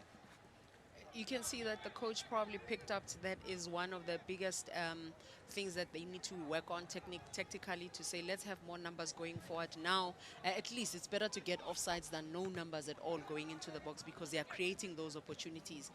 It's something to work with, and I think the players didn't take it too light. They found a way to apply themselves and say let's get into the final third as quickly as possible, add numbers, and something will give for them. Sesazi clearing his lines here. Once again to the center of the park. Senegal happy to prod that ball up front. Takes a weird bounce. Goalkeeper wanted to come out for that. Thought twice about it. Mukwanga, in the end, his decision justified as the defense just gets that tidied up in one neat ball. Out to the wing. Looking to hack that clear. Doesn't settle well enough. The moment here you might be forgiven for thinking Jabulani has been thrown onto that pitch. Bubbly ball that seems to have a mind of its own, but well, this one is one that seems to follow the pattern of play, and there's a lot of hacking clear. You can't really fault the ball for its path of flight. And it keeps coming back as quickly as possible because of the surface of the pitch. It's artificial pitch. It's harder than the normal grass that absorbs and holds the ball. Corner taken. Far post, nodded back in. Not exactly as accurate as would have been required. For a moment I thought there was an issue with that delivery, but turns out they had their game plan worked out right. They were looking for that height on the far end of Wasike, and it just wasn't used to full advantage. And I think it's a great tactic now. The conversation with him would be, instead of trying to go for goal, bring it back into the 6 yard so that we can finish, because we already have numbers there. And when a team isn't able to deal with the first point of defending a corner, the second phase, they are dismantled already, so they are disorganized. Take advantage of that, and maybe you can even capitalize and score a goal. Theo making sure that there'll be no taking advantage of his space. Check Theo Just hacking that ball clear. So right now, some real coaching here and put up through Daniel Abe Male, head coach of this Ugandan side. Towards the center of the park. Taking no chances. Any clearance will do here. Well, they have been told to make sure that back door is bolted shut, and they're doing that. So another corner for Uganda. Can they fully utilize that to their advantage? Dabo seemed to be caught in about two minds there. Wasn't very happy that he was being blamed for his clearance. Got the job done for the moment. Corner kick for Uganda. Referee's double peel of the whistle here seems to signal a bit of scuffle ingoing in box area. Whipped in. Not a good take there. Just finding the defense. Literally handing initiative to Senegal to put the ball away. Jermaine, Uganda is pumping everything forward. I think it's the game plan now to say, let's throw in everything forward.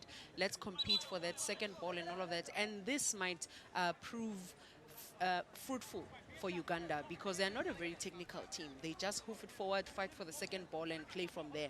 And they've been doing that in the last 2 minutes, 3 minutes. That got 2 corners out of it, and now those throw-ins, they're getting closer and closer into the box. Well, interesting perspective there as the ball was headed back to the goalkeeper. But in that sequence, with a throw-in, and Uganda had 6 players in the box area. Yeah, it's because Mubiri can throw that far. Some of the teams, if you are lucky enough to have a player that can throw that far, it becomes like a free kick going into the box, you know. And I've seen teams that use that as a tactical ploy to say, let's get those throw-ins in there. As soon as we throw it in there, we send numbers because we've got the height to go and compete for the first ball, second ball, and we can get something out of that. And that something might be a goal. Well, speaking about throw-ins being used as a weapon, you don't need to look far. The female compatriots from Uganda use that to excellent precision. Might be a Ugandan thing. Long ball up front, nodded away, not that I'm aware of. I saw you glancing at me. I have no idea that is one of our things, but oh well. Now you know. Good observation as well. And that's the beauty of the football in the country, because there's certain elements that are similar and that, you know, transcend all the way from the top to the bottom and vice versa, because there's something that needs to show that you are from the same country, same culture, and have certain abilities that all of you embrace. So I think this is incredible. Actually, I'm looking at Uganda. There's a coach that comes from South Africa who was appointed for the women's national team, Cheryl Bottas. Yes. And she has produced so many great players, including myself. She has coached me and mentored me into the coach that I am today, and I think she's doing great things in that Ugandan football, especially for women's football. So I'm not surprised seeing that young team of girls that with the, you know, finesse and the really looking forward to what's to come. An ardent follower of the game wherever, whenever, especially for Uganda. Doesn't matter if it's not the girls or the ladies playing. So I'll not be surprised if she's keeping an eye on these matches here as well. But for the moment, Uganda's defense need to keep an eye on Senegal. He was waltzing his way into that box area. Almost caught them on the back foot, and now the chance to launch the ball up front. We just did see a couple of seconds ago a sequence there. And now another through pass, brilliantly chipped in here. And trying to get that ball towards the box area. This Ugandan side can actually string some good moves together in that midfield, but for some reason they just keep ignoring the midfield. And such precision, because look at that, they win the first ball, are able to make those passes, a dribble going in there. So maybe more confidence and a reminder that you are capable of playing such football. Once again, looking for the height of Wasike, and it looks like something that they must have trained a lot. The St. Mary's in Chitende, but it's just not paying off here. Wasike, second attempt, still not with the precision that would be desired. Center referee quick to remind everybody it's 20 minutes. We can't afford to have time wasted. As for the moment, 9 minutes of the second half have been played. Just get another look at that. Once again to the far post. Seems to think he can actually hit it straight back. And his teammates exasperated there. Probably, as you said, played back here to the final final third once again. He's taller than all of them. He's seeing something that they don't see.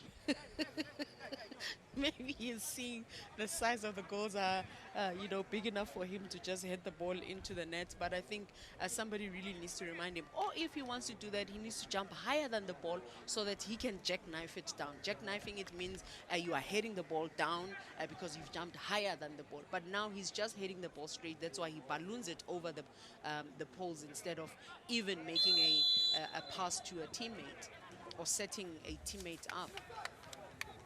Well, scoreboard out there in the background of the picture tells the entire story. 30 minutes of action and still no goals to write home about. No pun intended. Still 0-0. That means just 10 minutes left to play. Come to you live here from New Aman Stadium in Zanzibar.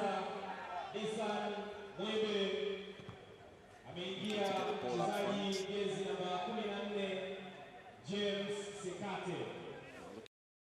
To roll this one through. Earlier on there, a substitution here for Uganda. Mwebe coming off, and it looks like James Sekate is the man that is brought on shirt 14, taking the place of, the very agile Disan Mwebe. So, interesting twist of notions here for Uganda. Quick to acknowledge that it's not working. 10 minutes left to play. Switch it up. I have to say for Mwebe, there's a bit of silence about him, especially on that flank. It really failed to provide penetration width. And talking about penetration width, good cross from the wing. It just whistles across the face of goal and out on the opposite end.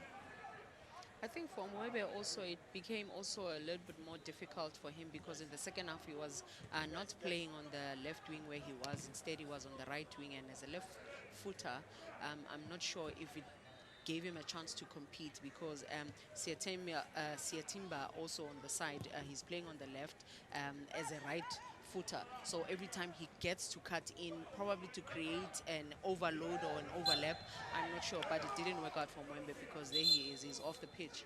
Good stance there from Sesazi, making sure he wasn't beaten, just stuck to his guns and defending well.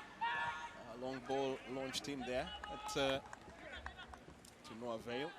His goalkeeper now looks very intent on running down the clock.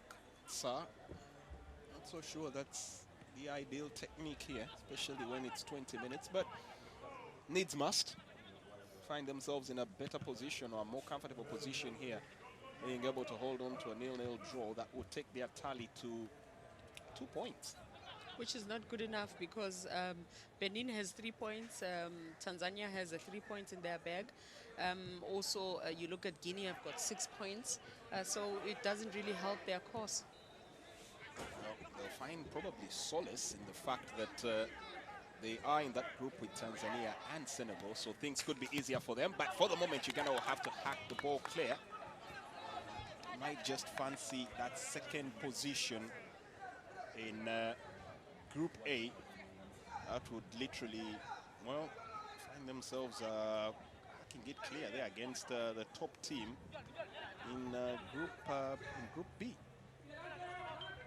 That would be the first game for tomorrow at exactly 4:30.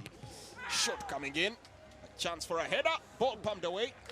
That goes out for a corner. Now Uganda will get encouraged, and there he is, Chakwa finally coming to the shore. Well, that might have taken quite a bit out of the goalkeeper. It's a long throw once again from the captain, a big scuffering there, trying to set the ball to the side. Uganda trying to link up play, and the headers back and forth. You know, I'm laughing. I'm laughing at Wasike. Now he's supposed to head into the goals. He's setting someone up. Wasike, come on. I know they say the taller you are, the colder it gets up there, but come on, you need some warmth. Come back down to earth. I know between me and you, you are tall, it's a bit cold up there. It's a bit warmer down here. You need warmth a bit to think straighter. You are thinking straight, but straighter. Because if he would have hit that ball into the net, it would have given them a chance. Well, in his defense, he's been paying attention. You said you can't be changing instructions. Did my message get there? Because he's tall. I said, wait, what is the instruction? Head back in. I just did. I'll forgive him just this once. Goalkeeper will need to get himself back to his feet here. And Ugandan team looking a little agitated that Sa is taking his time here to get back to his feet. Well, that save might have taken a bit out of him, especially when you look at the fact that he had to spill that ball and look for a second touch to get it away. But Uganda with a corner. Tail end of the game. Goalkeeper this time picks that one up. It's a decent attack there from Uganda to try and get onto that ball. Just not good enough here to finish off the job.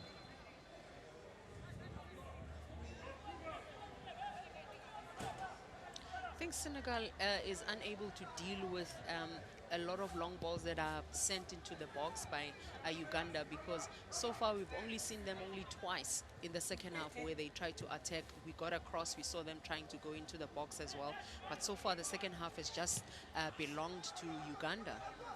Coming together there, but Uganda retain possession and a chance now to whip the ball in from the cross, and a first time cross.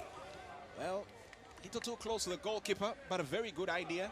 Simon Wanyama will probably cut a bit of a forlorn figure up front. He's not getting the supply he wants, but there's hope in there as the new sub, or the substitute was brought in, James Sekate, attempting to weave in a couple of those crosses. Do they have enough time to try again? Can't afford to get frustrated here at the tail end. Still anybody's game for the taking, and that solitary goal could be all that it takes here. Throw in for Senegal.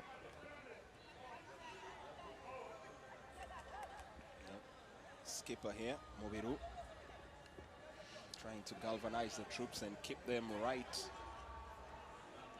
in check here. Tamba with the throw in. That's a nice 50 cent on his thigh.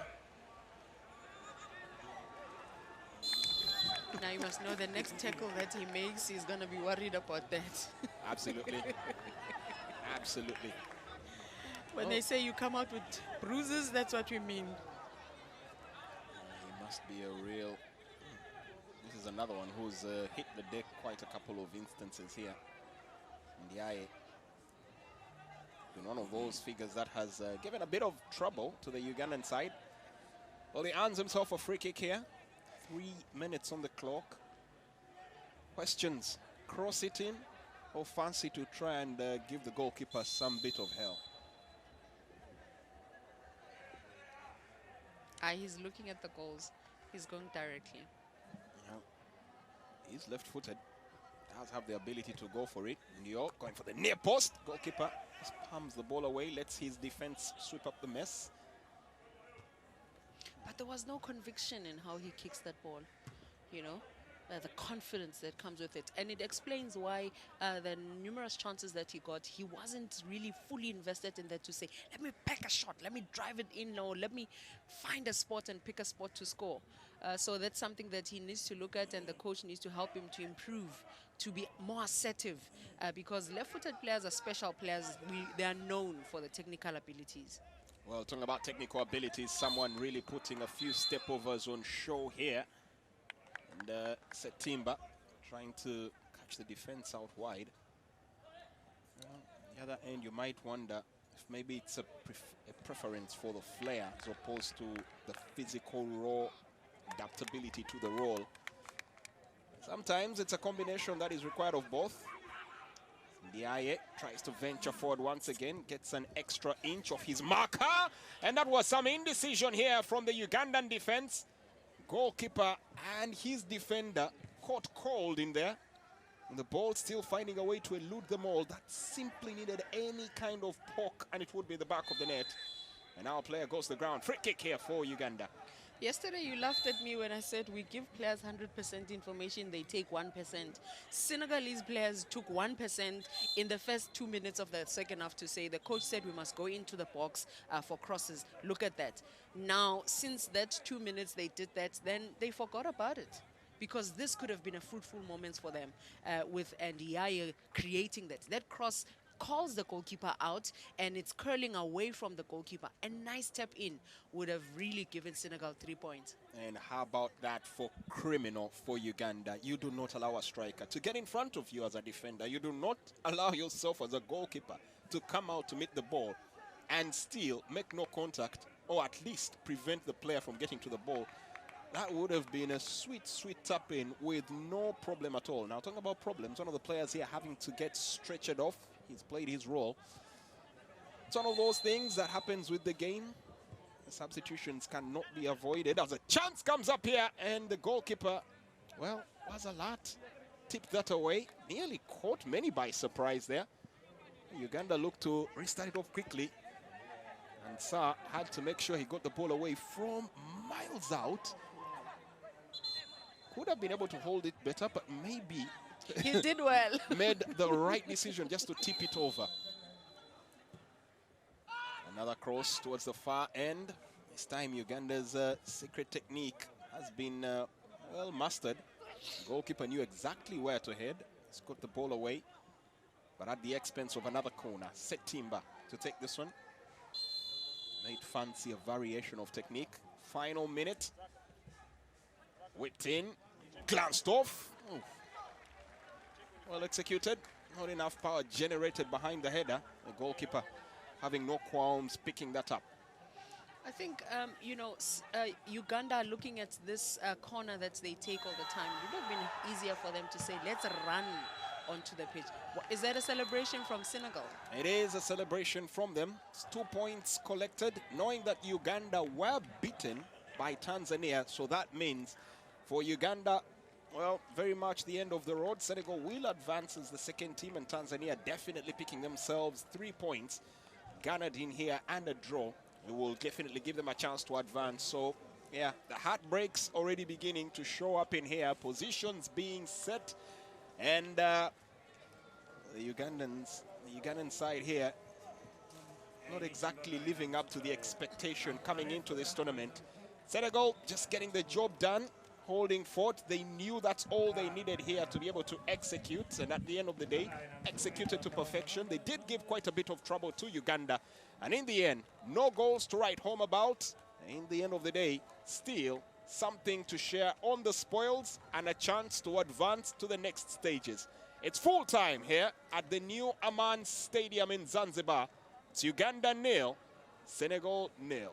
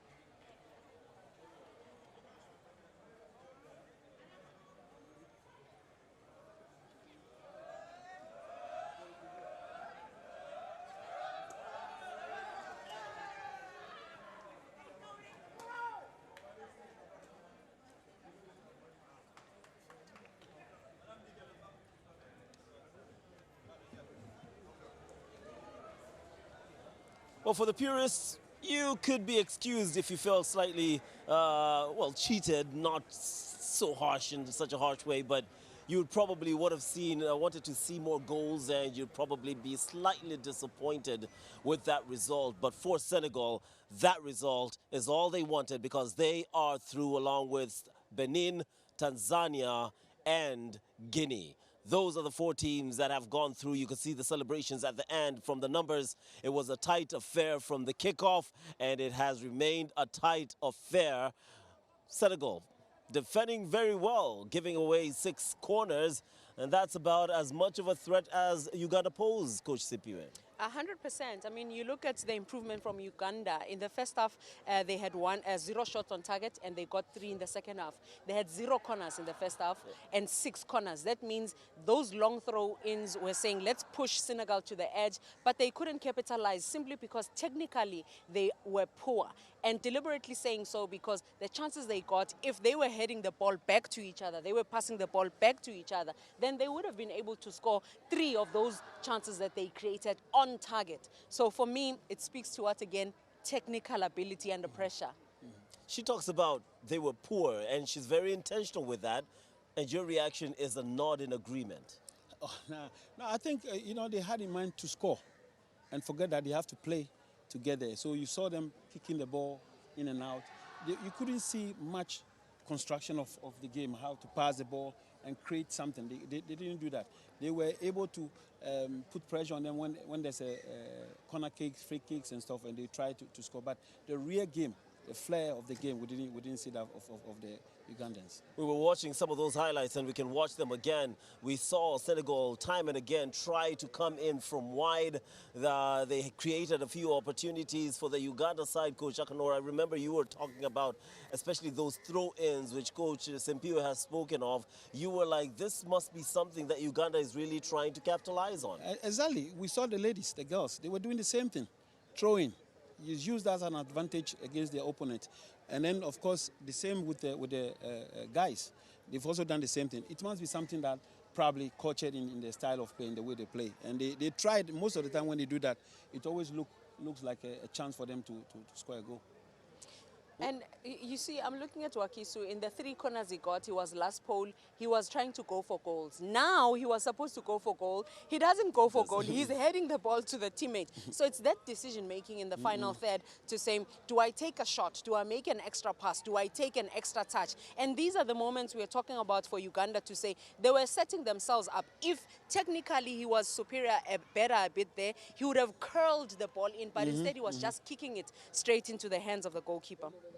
Very interesting. What lessons does Uganda take from this game and this tournament? Me and the ball.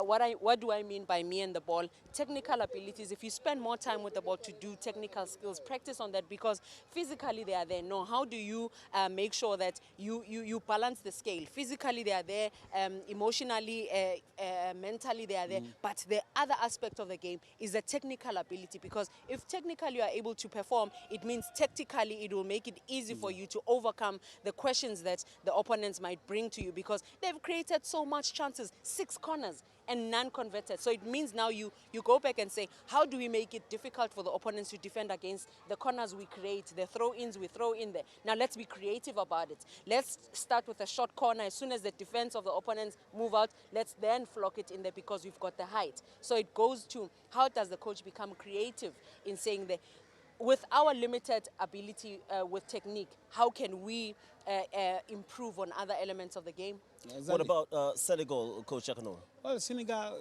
we saw it, they had the flair, but because of the pressure from the Ugandans, they were not also able to play. But they made some mistakes also at the back, allowing Uganda to attack them in that sense. But they have to just improve, and they got to be patient. Also, I think there's some intense, they have that pressure. Senegal needed just a draw to win. Uganda have to win at all costs, and that can be a pressure of the. And so the beauty of the game will not show in that sense. Well, it's been a cloudy day here at the new Amara Stadium.